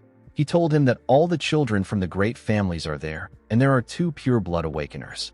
He said that if the examination has the same difficulty it had last year, it will end up being a poor assessment. Howard told the boy that what he said makes sense. He told him that he is truly a child of Zimmons. He said that he will consider his proposal positively. Owen bowed his head and thanked the dean. He left his office. Howard turned to the window. He said that the apple doesn't fall far from the tree. He said that Owen thinks just like someone. He realized that he needed to nip the issue in the bud in order to avoid future problems. In the next scene, we see the students gathered somewhere. They were there for the semester exam. They came for dungeon exploration. The dungeon exploration exam is a semester exam only done at the Draker Academy, in which groups of 2 people have to escape a dungeon within a given time. There is a multitude of difficulties when it comes to these dungeons. Each group is assigned one at random. Zeke asked Liam if he is nervous. The boy said that he is a little nervous. Our boy told him that this is natural. He said if a person is too nervous, they can make a mistake, and if they are too relaxed, they can become arrogant. He said that a suitable amount of tension will guard against both these outcomes. While he was talking, we see Reyna trying to calm her nerves. Zeke and Liam were asked to step out. Someone stopped them from entering a dungeon. He pointed at another dungeon and asked the boys to enter it. Zeke glared at the man. He felt like something was off. The man referred to him as Cadet and asked him about why he is just standing. Our boy said that he will do as he ordered. He walked into the dungeon. He and Liam walked down the stairs of the dungeon. Although the difficulty varies from dungeon to dungeon, they are all still exam-used dungeons under the management of the Drakers. Due to this, there isn't a lot of danger. Since escaping within the time limit is the goal, each group is given a timer that activates upon entry. Each timer is given 96 hours. Because basic battle abilities are graded as well, a group can earn extra points by bringing the heads of the monsters they subjugated. The most important thing is to leave the dungeon before the time elapses. If they are not able to escape within the time limit, they will receive a failing grade. After eating, Zeke told Liam that it is better he get some sleep. The boy reminded our boy that he set up camp and prepared their meal all by himself. He asked him to rest first. Zeke told Liam that he will be fine even if he doesn't sleep for 4 days. Liam said that he feels shameless. He told our boy that he will sleep first. Zeke assured him that he will wake him up if something happens.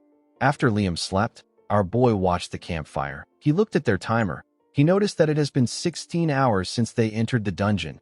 Zeke had been training before the day of the exam. Due to this, he has been awake for 3 days. In other words, he has spent 90 hours awake. Infinite stamina only recovers physical fatigue.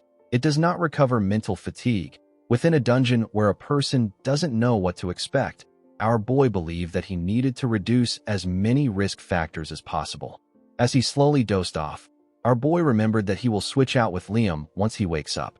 The scene shifts, and we see a bell ring in a place filled with snow. The bell was attached to a pillar. There was a flag in this place. On the ground, we see a blonde woman covered in blood. As Zeke heard the bells ring again, he woke up from his dream. He began to breathe heavily. He could not believe that he had this same dream again. He remembered that he heard a bell in his dream. The moment he thought of this, Zeke recalled that they set a string of bells at an entrance to alert them. Our boy quickly took a bottle of water and poured it on the fire. He woke Liam and told him that they have an enemy. He said that he will check out the situation first. He asked the boy not to light the fire. Liam told him that he understands. Zeke stood next to a wall close to the entrance. He knew that it will be dangerous for him to use dragon eyes in an exam that will last for 4 days. He decided to adjust his eyes to the darkness. While he was trying to look around, he caught a particular scent. Our boy immediately knew that this was the scent of sulfur. He knew that there is one monster that gives off the scent of sulfur and often hunts in packs. A monster with a danger level of rank 3.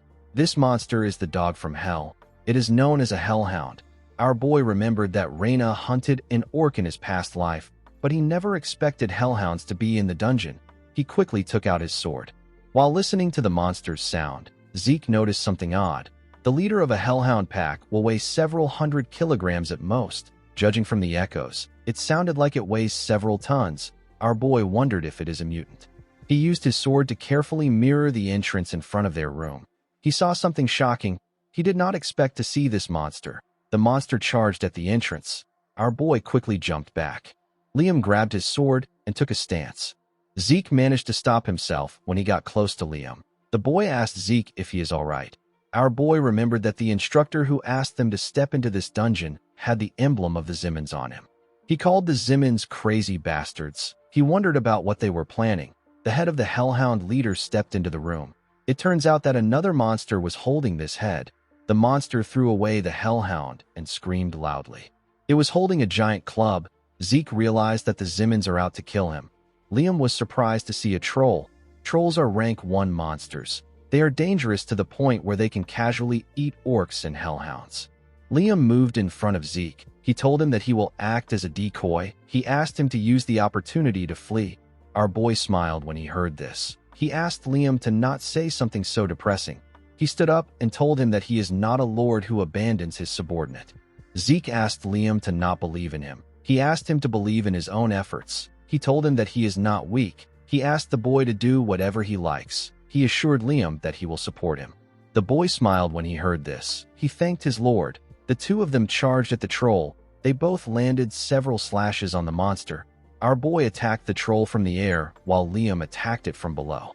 While he was in the air, Zeke took a look at Liam. He realized that the boy is very good. It was already impressive that he managed to wound a troll despite its tough skin. Liam actually landed his attacks precisely on the monster's joint. Zeke realized that Liam was studying monsters in his spare time. The troll fell to its knees. It swung its club at Liam from behind. Zeke managed to land behind the boy in time. He used his sword to parry the attack. He was able to cut the giant stick. Liam apologized to our boy. Zeke told him that it is fine. He told him that he is doing well for his first real battle. He told him that he made a good decision by aiming for the comparatively soft joints. However, he overlooked the troll's regenerative ability. The troll was annoyed to see that Zeke broke its club. Our boy explained to Liam that trolls are able to instantly heal small cuts. A person cannot keep up with their regeneration with proper attacks. While Zeke was explaining to the boy, the troll raised its hand. Zeke told Liam that this monster is too much for him. He took a stance and said that he will finish things up. Zeke easily killed the troll. The system informed him that he had subjugated the troll. He received 30 karma points for this. He asked Liam to dissect the troll. He told him that this should get them a lot of extra points. While Liam was cutting the troll, Zeke received another message. He was given a quest known as 2 Birds, 1 Stone. He was asked to hunt 100 monsters of 10 different species in the dungeon. The time limit for the quest is 72 hours. The karma points gotten during the mission will be doubled as a reward for completing the quest. Zeke was happy to see the reward. He took a look at his watch. He realized that he had 79 hours left before the exam comes to an end. Hunting 100 monsters wasn't a problem for our boy. However, hunting 10 species was quite troubling to him. No matter how large this dungeon may be, it is still an exam-use dungeon. This means that there should be about 4 species inside. Due to the fact that this was a trap set by the Zimmons, Zeke believed that it is possible to find 10 species if he looks around thoroughly. He realized that he has a lot of work to do. While he was thinking, Liam informed him that he is done. The students were given a head collection bag and a timer. The bag is far inferior when compared to a subspace pocket, but it is good enough to carry the drops. Zeke told the boy that they are moving forward. He asked him not to fall behind. When the timer was at 60 hours, we see the boys fighting hellhounds. At 47 hours, we see them taking the drops of goblins. At 39 hours, we see them defeat a huge bat. As time went on, the boys decided to rest. Since they have hunted many monsters, Zeke asked Liam if he has gotten used to real combat. The boy said that he is not sure. Zeke told him that this is normal. He told him that it normally takes a while to get used to it. Our boy took a look at his system. He saw that he had 50 minutes left. He had hunted 9 species already. Zeke took a look at the dungeon's layout. He noticed that he had already looked everywhere. He said that the Zimmons are really useless. He believed that they should have prepared one more monster for him. While thinking, our boy sensed something. The cave they were in began to shake. The ground began to crack. Zeke drew out his sword and ran towards Liam. He ordered Liam to leave the bag. The boy was surprised to hear this. Zeke managed to get close to Liam in time. He quickly cut the rope that the boy tied to his clothes. The moment he did this, something came out of the ground and ate the bag. Blood splashed all over the place. Liam was shocked to see this. He noticed that Zeke's arm was covered in blood. He asked Zeke if he is all right. Our boy asked him not to worry about it. He told him that it is the blood of the monsters. He asked Liam not to interfere in the fight. He told him that he won't be able to pay attention to him. The monster that came out of the ground was a giant worm. Zeke did not expect to see a dungeon worm. A group of 8 purple knights who are well trained are needed to subjugate a monster like this. The monster moved in front of Zeke and screamed at him. Our boy did not expect the Zimmons to be this prepared. The monster charged at Zeke. Liam quickly called out to his lord. He grit his teeth out of anger. He knew that he will be a burden to Zeke if he interferes now. He turned to his bag and went to check something inside. Our boy was able to protect himself from the worm's teeth with his sword. He was able to jump out of the monster's path. The dungeon worm passed by his side and went underground. Zeke became nervous. Even a blue knight wouldn't want to encounter this monster in a place like this. This is because it consumes the earth when it is moving. Zeke knew that he will be buried alive if he takes too long to subjugate this monster. The moment he thought of this, the worm attacked him from behind. Zeke was able to sense its presence and dodge its attack by bending his head. He took a stance and stabbed the monster from the side. He dragged his sword on its body and made the cut longer. He wanted to cut the worm in half. Before he could reach the tail, the worm raised it and turned around to face our boy. Zeke did not expect it to do this. The monster tied the rest of its tail around our boy. It squeezed him tightly. Our boy spat out some blood. While the worm was trying to choke Zeke, Liam stabbed it from behind. The worm screamed out in pain. As he healed his body with his skill, Zeke noticed that the pressure was a bit weaker. He was able to jump out of the monster's grip. Liam asked him if he is all right. Zeke asked the boy to tell him what he did. Liam revealed to him that he applied an anesthetic to his sword. Our boy remembered that the main ingredient in an anesthetic is belladonna. For a human, it simply weakens their senses. However, it is a deadly poison for a worm. In this urgent situation, Liam recalled that worms are incompatible with belladonna, and he quickly adapted by using anesthetic as a substitute. Zeke believed that Liam's judgment and adaptability reflect his title as Mercenary King. He realized that he made a smart choice when he took Liam in. He asked the boy to stab the worm with his sword again when he gives him a signal. Our boy ran to the top of the monster. He jumped and called out to Liam. The boy stabbed the worm when he heard his name. the monster screamed out in pain. While it was screaming, Zeke appeared in front of it. He activated his soul manifestation. He used a technique known as lacerate to cut down the worm from the top. The moment he landed on the ground, the dungeon worm split apart. The system informed Zeke that he has completed the sudden quest. It told him that the karma points he earned will be doubled as a reward. It also provided him with 2 random boxes as a reward. Our boy received 780 karma points. In the next scene, we see the cadets gathered at the entrance of the dungeon. They were asked to line up in front of their instructors to receive their grades. Those who were done were asked to leave. Reina was the next person being graded. She and her teammate received 30 points for escaping the dungeon. After calculating the amount of monsters they hunted, their total point was 180. The cadets were shocked to hear this. It was close to Abel's record of 200.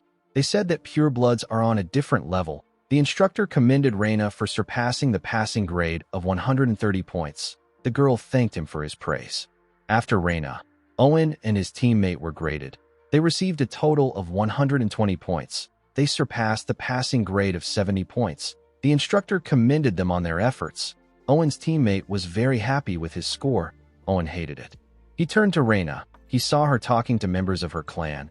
He was annoyed to see this. He said that the girl won't be able to act cocky forever. He believed that he could always take care of her just like he did with Zeke. The moment he thought of this, someone asked his teammate about how long it has been since they last saw the sun. Owen was shocked to hear this. He recognized this voice. When he turned around, he saw Zeke and Liam walking out of their dungeon. Liam was dragging the head of the dungeon worm. Owen did not understand what was happening. The other students were shocked to see the head of the worm. They believed that orcs were supposed to be the highest scoring monster. Liam dropped the worm in front of the instructor. Zeke moved close to Owen. He told the boy that he looks pretty surprised. He asked him if he is so happy to see him. Owen was annoyed to hear this. He frowned his face out of anger. He could not believe that Zeke was taunting him. Our boy asked him about why he is no longer maintaining his poker face. He told him that this look suits him more. Owen turned around and began to walk. Our boy asked him if he is leaving already. Owen was annoyed to see that the 2 purebloods surpassed him. He promised to make them pay for looking down on him. Zeke watched Owen as his squad members ran to him. He said that the boy is merciless. While he was looking at him, an instructor asked him if he is done fighting. Our boy quickly recognized the instructor. He told Andre that it has been a while since they met. Andre said that he will begin the grading. Zeke told the man that this is the only monster he has. He asked him if there is a need for him to be graded. Andre put on some gloves. He explained to our boy that he cannot carelessly gloss over things as an instructor. He asked him if the monster ate the bag containing the heads of the monster they killed. Zeke told him that it did. Andre put his hand into the monster's mouth. The cadets were shocked to see this.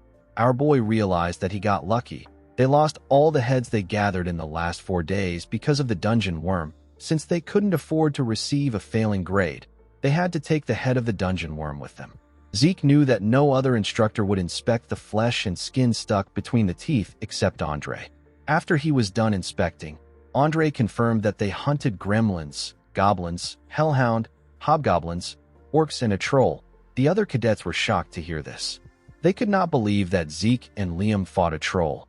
Andre was able to tell that there were dozens of heads. He said that he can't count the dozens of heads because it would be unfair. He said that he will count each monster species as 1 head. Although the troll and dungeon worm are not included in the examination criteria, records state that a troll is as strong as 3 orcs and a dungeon worm is as strong as 6 orcs. Andre decided to give the boys 90 points for the troll and 180 points for the dungeon worm. After calculating everything, their total point was 368. The boys were told that they pass. An instructor moved close to another instructor. He asked him about the amount of points they got when they were cadets. The man told him that hellhounds were not even included in the exam criteria at that time. The other students could not believe what they were hearing. One student belonging to the Zimmons family said that this isn't fair. He told the instructor that Zeke's only proof is the head of the dungeon worm. The instructor reminded him that the dungeon worm alone is worth 180 points. The boy asked him about what this means. The instructor asked the other cadets to think about things carefully. He asked them if they would have been able to fight against a dungeon worm or a troll. The cadets wondered if Zeke was always this strong. Our boy did not like the fact that they were making a lot of noise. It was different from how he used to be mocked in the past. Zeke didn't feel bad, but he did not like the fact that he had done something to stand out again. He could not believe that the Zimmons went as far as to manipulate the exam use dungeon just to eliminate him. He wondered if this was Owen's decision alone. He quickly realized that the boy was not powerful enough to mess with the Academy's examination. He understood that it was the Zimmons as a whole that made this decision. Our boy realized that he was being observed more than he thought. He decided to try to adapt and keep an eye on the situation. While he was thinking, someone called out to him. The person turned out to be Reina. The girl walked past him and told him that he wins this time. Zeke watched her as she walked forward. He did not understand what she was talking about. He did not know what he won. The scene shifts and we see Zeke on the training ground. He decided to check his system.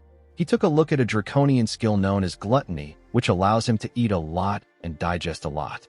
Zeke had been ignoring this skill because it looked useless. However, now he has 780 points. He could easily invest 50 points. The system asked him if he will activate the skill. Our boy told it that he will. He noticed something shocking. The skill description had changed.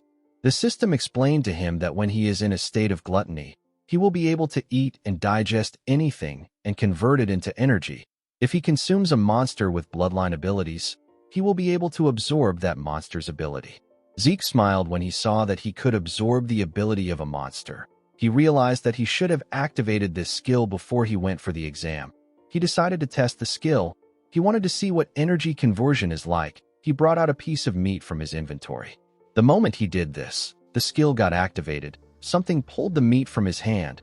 Our boy was surprised to see this. When Zeke turned around, he saw a dark, shadowy entity arise from his shadow.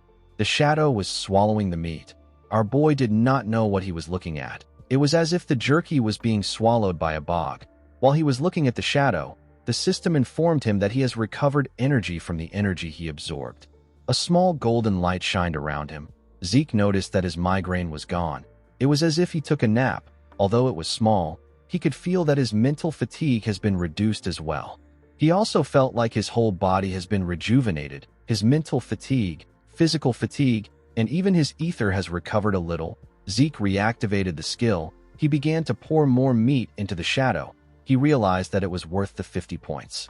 With this one skill, he will be able to reduce the risk of all his other skills. He can recover his mental fatigue with gluttony, and thanks to his infinite stamina, he can't feel physical fatigue. Our boy realized that he can train for 24 hours without the need for food or sleep. He decided to start right away. Before he could do anything, someone knocked on the door. He told Decker that they already spoke about this last time. He reminded him that he asked him not to disturb him when he is in the training hall.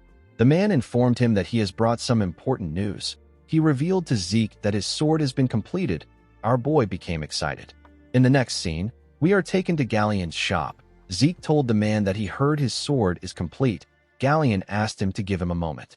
In his past life, Galleon gave our boy something made of mithril and pure iron. This was the Sword of Radiance. It is a famous sword that anybody would recognize its excellence with just a glance. Even though he gave him a dragon's fang as material for the sword, he still thought that Galleon would give him something that has a similar appearance to Graham.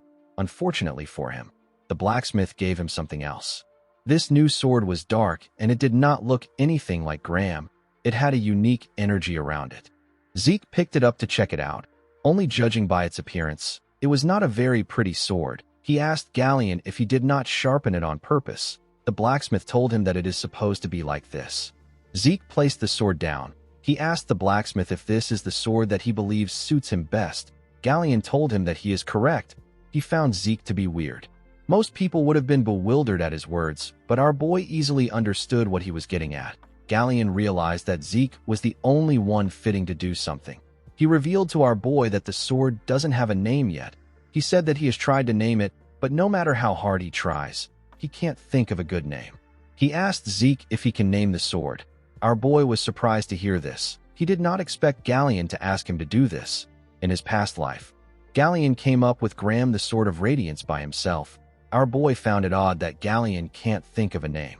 He believed that this sword was Graham in a different form because he provided Galleon with a dragon's fang. Our boy realized that he has to think of this sword as something entirely different from Graham. He put his hand into his pocket and took out something from his inventory. Galleon was shocked to see what Zeke took out. He was shocked to see our boy holding a dagger. Our boy used the dagger to cut his hand. Galleon asked him about what he is doing. The moment he cut his hand, his healing factor activated. His healing factor is a skill that is active at all times. Regardless of this, it is still Zeke's skill. Our boy believed that he should be able to control it. The system confirmed his request. It told him that the passive activation of his class skill has temporarily been delayed. Zeke's arm stopped healing. He placed it above the sword and let his blood drip on it. Galleon quickly realized that this is the sword naming ritual. The sword naming ritual is a traditional dwarven rite in which one grants a weapon a name. The owner will infuse his blood with his energy and aura or mana and have it drip onto their sword to initiate the ritual. Once the ritual has begun, the initiator will enter into the depths of their unconscious mind and spend time there endlessly until they pick a name. Galleon took a look at the sword. He could not believe that Zeke knew about this ancient dwarven ritual that has long been forgotten because of how dangerous it is. He did not know how this was possible.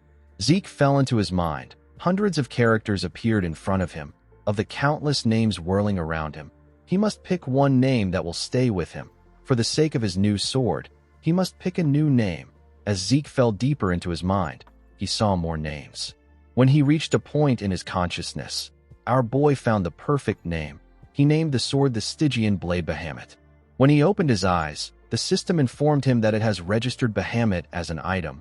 Bahamut and thousands of other blades appeared before him in his consciousness. Zeke could not believe that he chose the name of an evil dragon. He wondered if his mind is okay.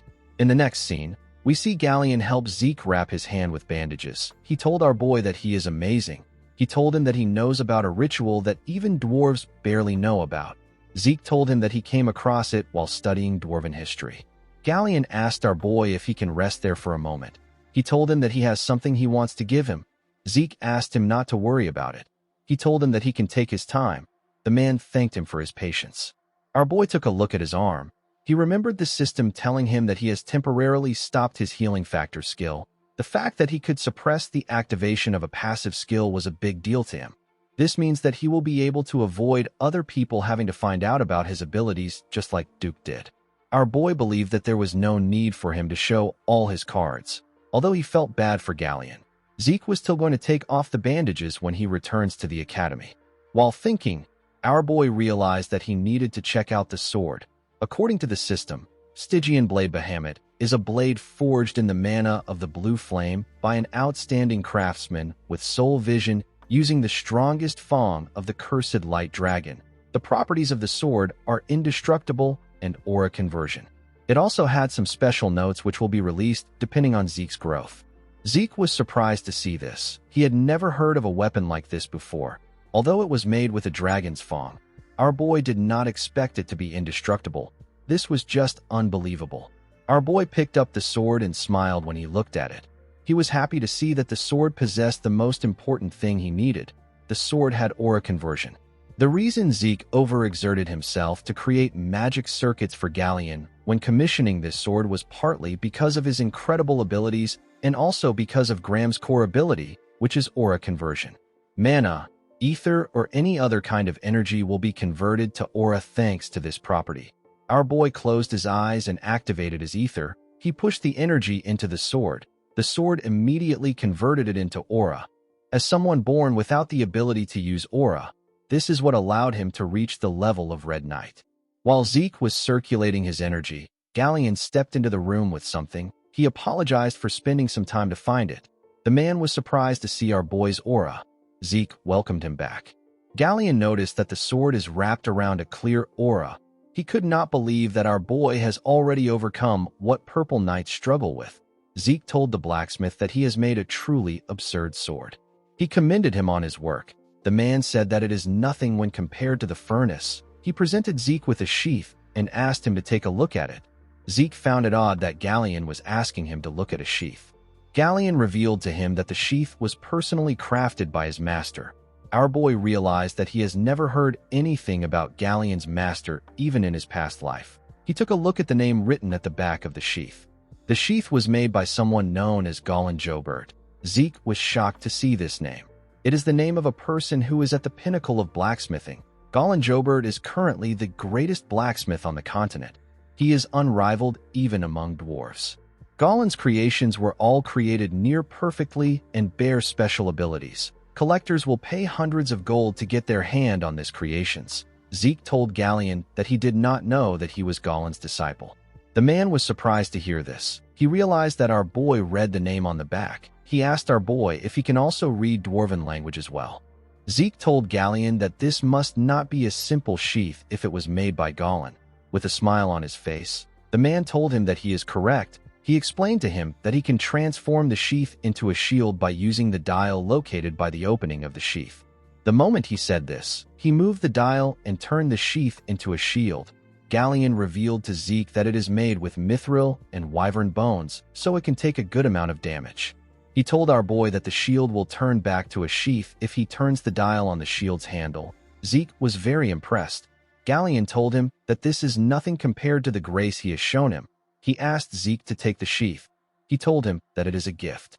Our boy told Galleon that he could have just sold the sheath to make his furnace. The man said that he cannot sell his master's work to just anyone. Zeke revealed to him that he could have sold it for several hundred gold coins. Galleon was shocked to hear this. He asked our boy to just accept it. Zeke noticed that the sheath was smaller than the sword. He believed that Golan must have some special ability that will make the sword fit in. The moment he put the tip of the sword into the sheath turned to fragments and created a shape that perfectly fit the sword. This far exceeded Zeke's expectations. He thanked Galleon for giving him such a valuable gift. The man told him that he is happy he likes it. In the next scene, we are taken to the training hall. We see our boy wearing a gauntlet. He noticed that the gauntlet was made from a light and durable material called meteoric iron. It doesn't have any properties. Zeke was told that the properties will activate when he wears a full set of meteoric iron. Our boy received 2 random boxes when he completed the sudden quest. He thought that it would be similar to a treasure chest, but there was something more valuable inside. Zeke decided to check the second box. When he opened the box, he found something odd inside. Zeke found a map in the box. While he was looking at the map, the system informed him that he has discovered a map containing traces of Grand Master Kaiser. Zeke was shocked to see this. He realized that the system was referring to the hero King Kaiser. Hero King Kaiser and the Knights of the Clock Tower are people that our boy was familiar with. The biography of Kaiser and his knights creating the brilliant Kingdom of Kronos is the most popular book on the continent. However, because the story is so absurd and it does not have any historical records that can prove it happened, it is considered nothing more than a work of fiction. Zeke could not believe that Hero King Kaiser actually existed. While our boy was looking at it, the system began restoration and analysis of the damaged parts of the item. After it was done analyzing, it informed Zeke that a final position has been marked on the mini-map. The system opened another status window and presented Zeke with some coordinates. Our boy recognized the location. He referred to it as the Giant Mountains. This place is the territory of the barbarians. Our boy realized that he will be able to resolve this issue quickly. While he was looking at the map, another status window popped up. The system informed him that the tutorial will be concluded due to his skill. It told Zeke that he has discovered a potential quest item. The quest is known as the Hero King Kaiser's secret technique. The system asked Zeke to acquire Kaiser's secret technique at the ruins containing traces of him. There was no time limit for this quest. Zeke's system administration authority will be elevated as a reward for completing the quest. He will be taken from elementary administrator to intermediate administrator. Our boy realized that a tutorial is a system designed to raise him up to a certain level of skill. From now on, he is no longer allowed to take baby steps. The real game was about to begin. Our boy noticed that the reward for this quest was on another level compared to the tutorial. He stood up from the floor. He promised to claim every reward that comes his way. He decided to use up the points that he has been saving. He used 50 points to unlock level 2 Draconian skills. One of the level 2 Draconian skills was Dragon Scale Armor. Dragon Scale will grow and harden on the user. It provides incredibly effective magic resistance. Our boy needs 80 points to unlock this skill. The other skill is Dragon Claw. It summons a powerful Dragon Claw to strike down the user's enemies in a single attack. Zeke also needs 80 points to unlock this skill. Our boy still had a lot of points left. However, He didn't know if he would get the opportunity to amass this amount of points again. He decided to buy the level 2 Draconian skills and invest his points into a few things. He wanted to save 400 points. He decided to test the 2 skills. He activated the Dragon Claw. An energy that was in the shape of a dragon's claw covered his hand. Our boy took a stance and swung his hand. He destroyed the hard concrete ground with his skill. Our boy was surprised to see what he did. The skill was much better than he expected. He decided to test the other skill. He raised his sword and activated the dragon scale armor. An energy that had the shape of scales covered his hand. When Zeke hit his sword on his hand, it bounced away. Our boy was surprised to see this. He didn't use aura, but he had the intent to cut through his hand. He realized that this was no different from wearing a full plate armor even when he is entirely unarmed. The dragon claw was for attacking and the dragon scale armor was for defense. Our boy decided to continue training since he has tested the skills. In the next scene, we are taken to the central training hall of the academy. We see the cadets gathered at the hall. An instructor informed them that a practical aura exam will take place before the semester exam. He decided to explain things to the cadets. He told them that the things behind him are basic training use dummies. The dummies were specifically made so that it will be difficult to even scratch it with plain physical force. However, if the cadets use aura, they will be able to destroy it. The instructor informed them that they will fail if they are not able to dent it. He said that all following exams will be considered null, and they will be forced to start over from the basics. The cadets were shocked to hear that they won't be able to advance if they fail. The instructor ordered them to keep quiet. He called out to a boy known as Aaron and asked him to come up. The boy ran to the stage. Owen believed that it was natural for the people called first to be flustered. However, it is different for him. This practical is similar to the aura training he familiarized himself with at home. The Academy's aura education is something that the Zimmons have already established. Owen believed that even the purebloods won't be able to match him in aura control. While he was thinking, he was called to the stage. He was asked to start. The boy drew out his sword with a smug look on his face. He took a stance and released his energy. It shined brightly. The students were shocked to see that Owen had achieved sword resonance. The instructor who was jotting down information about the cadets was quite impressed with Owen. He told his superior that Owen is using sword resonance at barely 13 years old. He said that he is incredible. The man said that this is expected from one of the great families. Owen charged at the dummies. He charged at them at a decent speed. He left his mark on each one of the dummies around him. The cadets were shocked to see this. The instructor who was jotting told Owen that he is incredible. He said that this is expected from a Zimmons. He tapped the boy on his shoulder and told him that he will soon surpass Abel. The boy was annoyed to hear this. He pushed the instructor's hand away. The man asked his senior if he did something wrong. The senior said that ill-mannered. The boy frowned his face as he walked down the stage. After Owen, other students took their turns, but they barely scratched the dummies. The junior instructor asked his senior about why everyone was having such a hard time. The man said that they were intimidated by Owen's performance. Even though he said this, there wasn't a single student who failed. Seeing how every single student has been able to pour aura into their swords without fail, the instructor became convinced that the special class was truly different. However, even in a place filled with geniuses, there were still those who were superior to their peers. Reina told the senior instructor that she has a request. The man asked her to tell him. The girl said that she wishes to be graded according to the dragon-slaying arts. The instructor informed her that this grading criteria is for higher-ranked cadets. The girl assured him that she is aware of this. Owen told himself that Reina's conceit knows no bound now that she is a pure-blood awakener. Pouring aura into your sword and being able to use the dragon-slaying arts are two entirely different things. Merely maintaining aura in the sword requires an incredible amount of concentration. However, in the case of dragon-slaying arts, a person needs to be able to make fine adjustments to the amount of aura required for each and every movement. Owen believed that Reina was going to make 1 or 2 swings before her aura dissipates. He believed that the girl would screw herself because of her competitiveness towards him. The instructor informed Reina that the condition for failure is harsher. He asked her if she is fine with this. The girl said that she is. The instructor decided to grant her request. The girl bowed her head and thanked him. She took a stance and raised her sword. All the cadets focused their attention on her. Reina put her aura into her sword and swung it at a dummy. She easily cut through the dummy. The girl began to tear all the dummies apart at a crazy speed. She sliced through them as if she was cutting paper. When she was done, she put her sword away. There was no dummy left on the stage. The students were shocked to see this. They believed that Owen was going to be the best when it came to aura control, but he couldn't even compare. The students knew that none of them could rival the girl. Owen grit his teeth out of anger. He could not stand this. While breathing heavily, Reina took out her sword and pointed it at someone among the cadets. Owen assumed that she was pointing at him. He believed that she wanted to mock him. The boy quickly realized that he was wrong.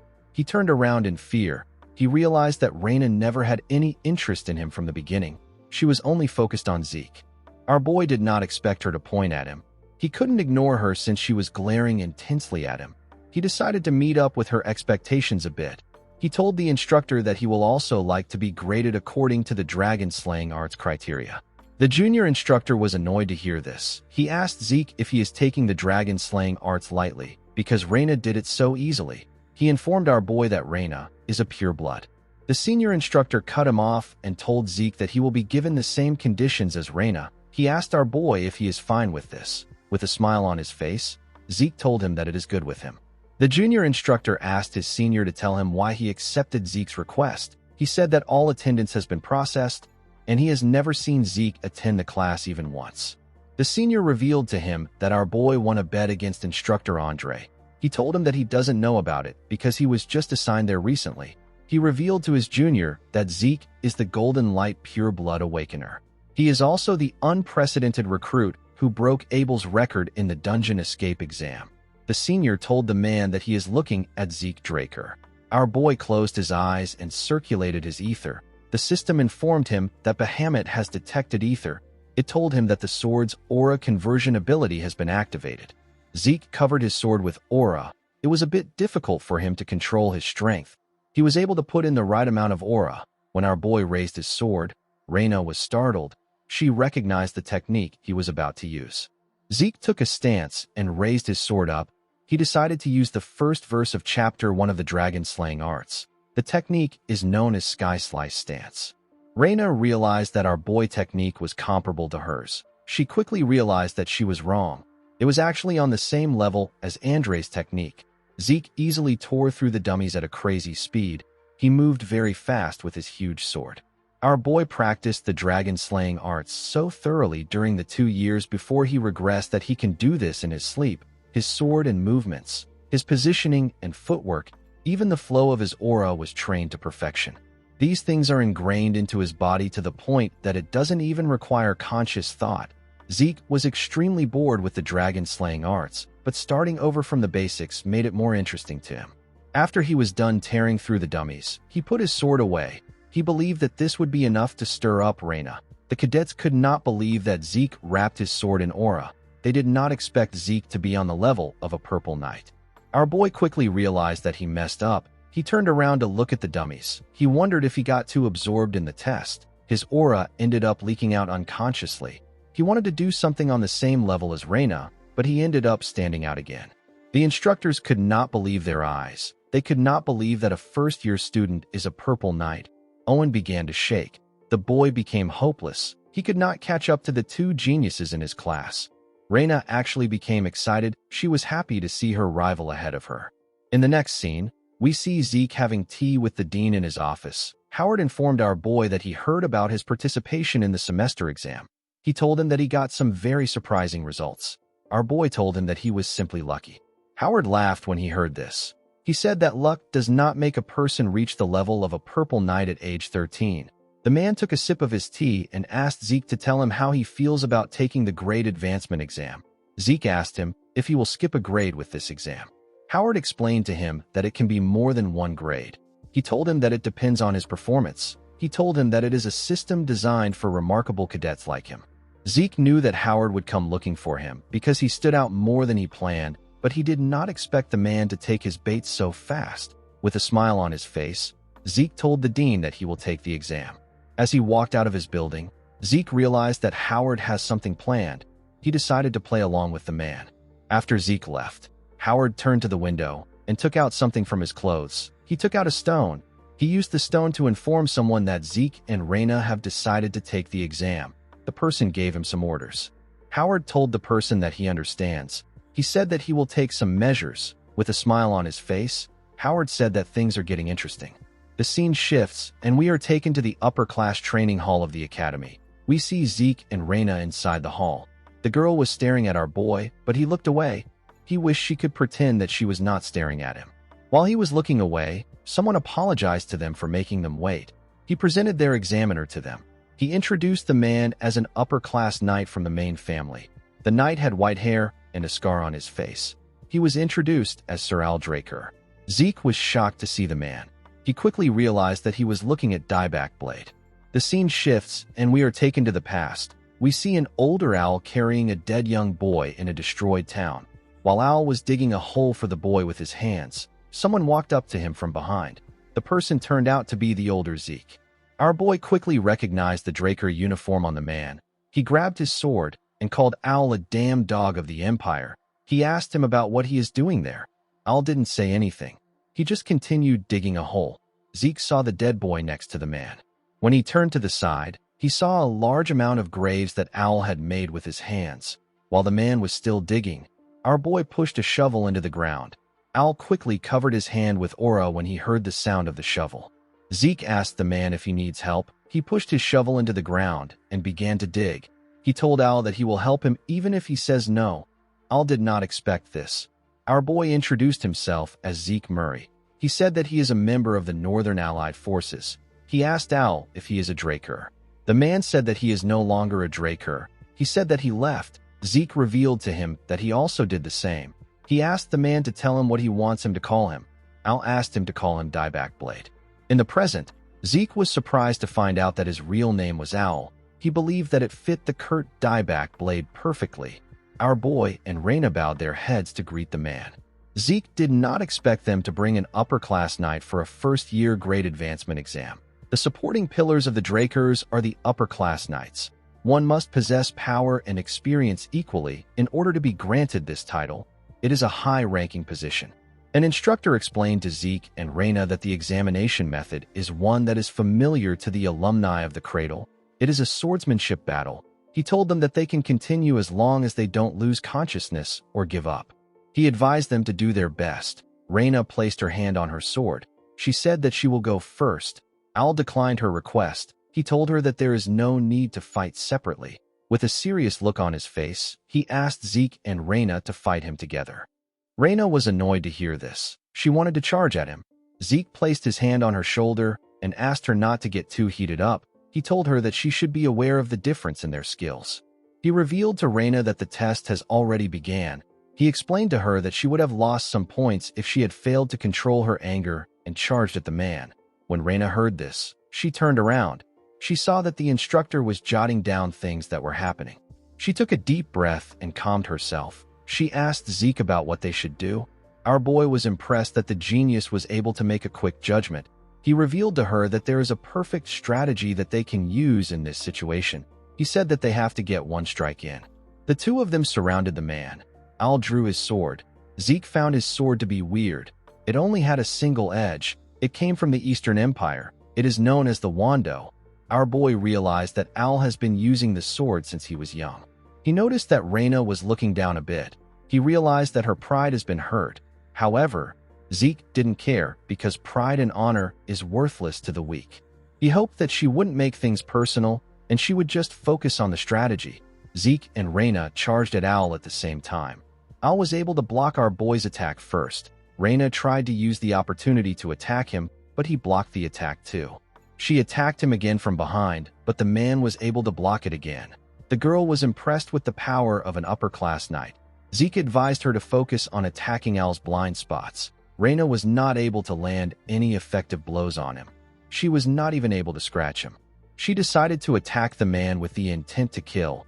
She covered her sword with aura and used verse 1 of Chapter 3 of the Dragon-Slaying Arts. The technique is known as Half-Moon Slash. She swung her sword in a clean and swift manner. Al was able to dodge the attack by moving his body to the side. While Raina was still in the air, the knight gave her a kick in her throat. The girl spat out some blood. She was sent flying. She crashed into the wall. Two attendants in the room moved to the wall to check on her. They asked her if she is all right. Reina stood up from the rubble and told them that she is fine. She advised them to step back because it is dangerous. For a moment, the girl lost consciousness. She realized that she had no hope of creating an opening in Al's defense. Even Zeke was getting pushed back. Reina wondered if it was really possible for our boy to create an opening. Earlier before, when Zeke was explaining his plan to Reina, the girl said that she cannot participate in such a shameful strategy. She asked our boy if he intends to tarnish an honorable duel. Our boy asked her if honor puts food on the table. He tapped her on her shoulder and reminded her that this isn't a match between knights. He said that it is an exam. He told Reina that they are testing their ability to kill. The girl told him that she understands. She knew that she was the one who asked Zeke for his help. She asked our boy if he really believes that his strategy will work. She reminded him that Al is an upper-class knight. Zeke explained to her that they have to create a situation where the plan works. He reminded her about the fight that they had when they were in the cradle. He asked her if she knows why she wasn't able to dodge the rock. Reina said that it is because she didn't expect him to use such a method. Zeke told her that she is correct. He said that it is the same thing with Al. He asked her to just wait for his signal. He assured her that it will work. He told her that a small opening is all they need. Our boy charged at the man again. He used the Gale Art's shadowless step to charge at Al. He created several afterimages of himself. Al looked around. He quickly realized that this was Duke's technique. He was actually able to sense Zeke and block his attack from the side. With a smile on his face, our boy told Al that he has to get serious from now on. The moment he said this, the lights in the building went out. Al did not expect this. He immediately realized that they were taking advantage of a pure blood's trade of mana interference.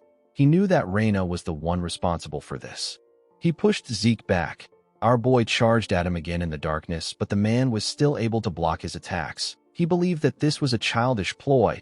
He could not believe that they expected that they would have an opportunity to defeat an upper-class knight like him by simply obstructing his vision.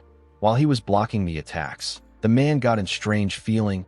He did not understand how Zeke was able to move within this pitch darkness where even he could barely sense the things around him. It was as if Zeke's vision was unperturbed. Our boy was using his dragon eyes. He put some distance between himself and Owl. He decided to use his dragon claw. He has been looking for an opportunity to use the skill. He knew that Owl isn't the type of person who would go around talking about what he experienced in a fight. Zeke covered his hand with the golden energy and fired an attack at Owl. The man was shocked to feel the weight of Zeke's attack. He was shocked to see that this was the sword strike of a first-year cadet. He quickly realized that this wasn't a sword strike at all. It was something different. Owl didn't actually care about what it was. All he knew was that Zeke has long surpassed the level of a cadet. He noticed that Reina couldn't move in the dark like Zeke. He wondered if our boy disregarded unnecessary forces to restrict him. This was something that would only work against an opponent of a similar level. While he was thinking, Zeke charged at him again. The man was able to block the attack. He decided to make his attack faster. He and Zeke moved at a crazy speed. Our boy was able to keep up with his attacks, but it was a bit tough for him. He noticed that Owl's attacks are starting to resemble what they were before the lights went out. He did not expect him to have already adjusted to the darkness. While he was in the air, Owl swung his sword at him. He noticed that Zeke had disappeared. He could only make out a hazy figure. It was like fighting a shadow. The moment he thought of this, someone appeared behind him. Owl swung his sword. He ended up cutting something different. The man noticed that he tore through a mana light. Our boy was cutting the ropes holding the lights in the air. He allowed them to fall on Owl. The man realized that this extraneous noises were covering up any traces of Zeke. While he was trying to sense his presence, our boy attacked him from above. Owl managed to block the attack. Immediately he did this. Zeke asked Reina to do something. The girl threw something at them. The scene shifts, and we are taken to the past. We see Fanon telling our boy that he can create something since its structure and ingredients are simple. He said that it is only a one-time use item. He asked Zeke about the kind of spell he wants to store in it. He asked him if it is explosion magic. Our boy smiled and told the man that it isn't. He said that a flash and the sound of an explosion is enough. The scene shifts, and we are taken back to the present. We see our boy's magically engineered flashbang get released in the air. Zeke was able to hide behind his sword and cover his ears. The bright light blocked Owl's vision, and the sound affected his hearing. The man knew that they got him. He realized that he made a mistake by disregarding Reina as unnecessary. The girl and Zeke charged at him at the same time. Our boy was happy to see the man cornered. Al decided to use verse 1 of chapter 4 of the dragon slaying arts. The technique is known as the full moon slash. The attack covered the area around him. It caught Zeke and Reyna off guard. It sent them flying. They both crashed into the ground. Al was able to do this without his senses.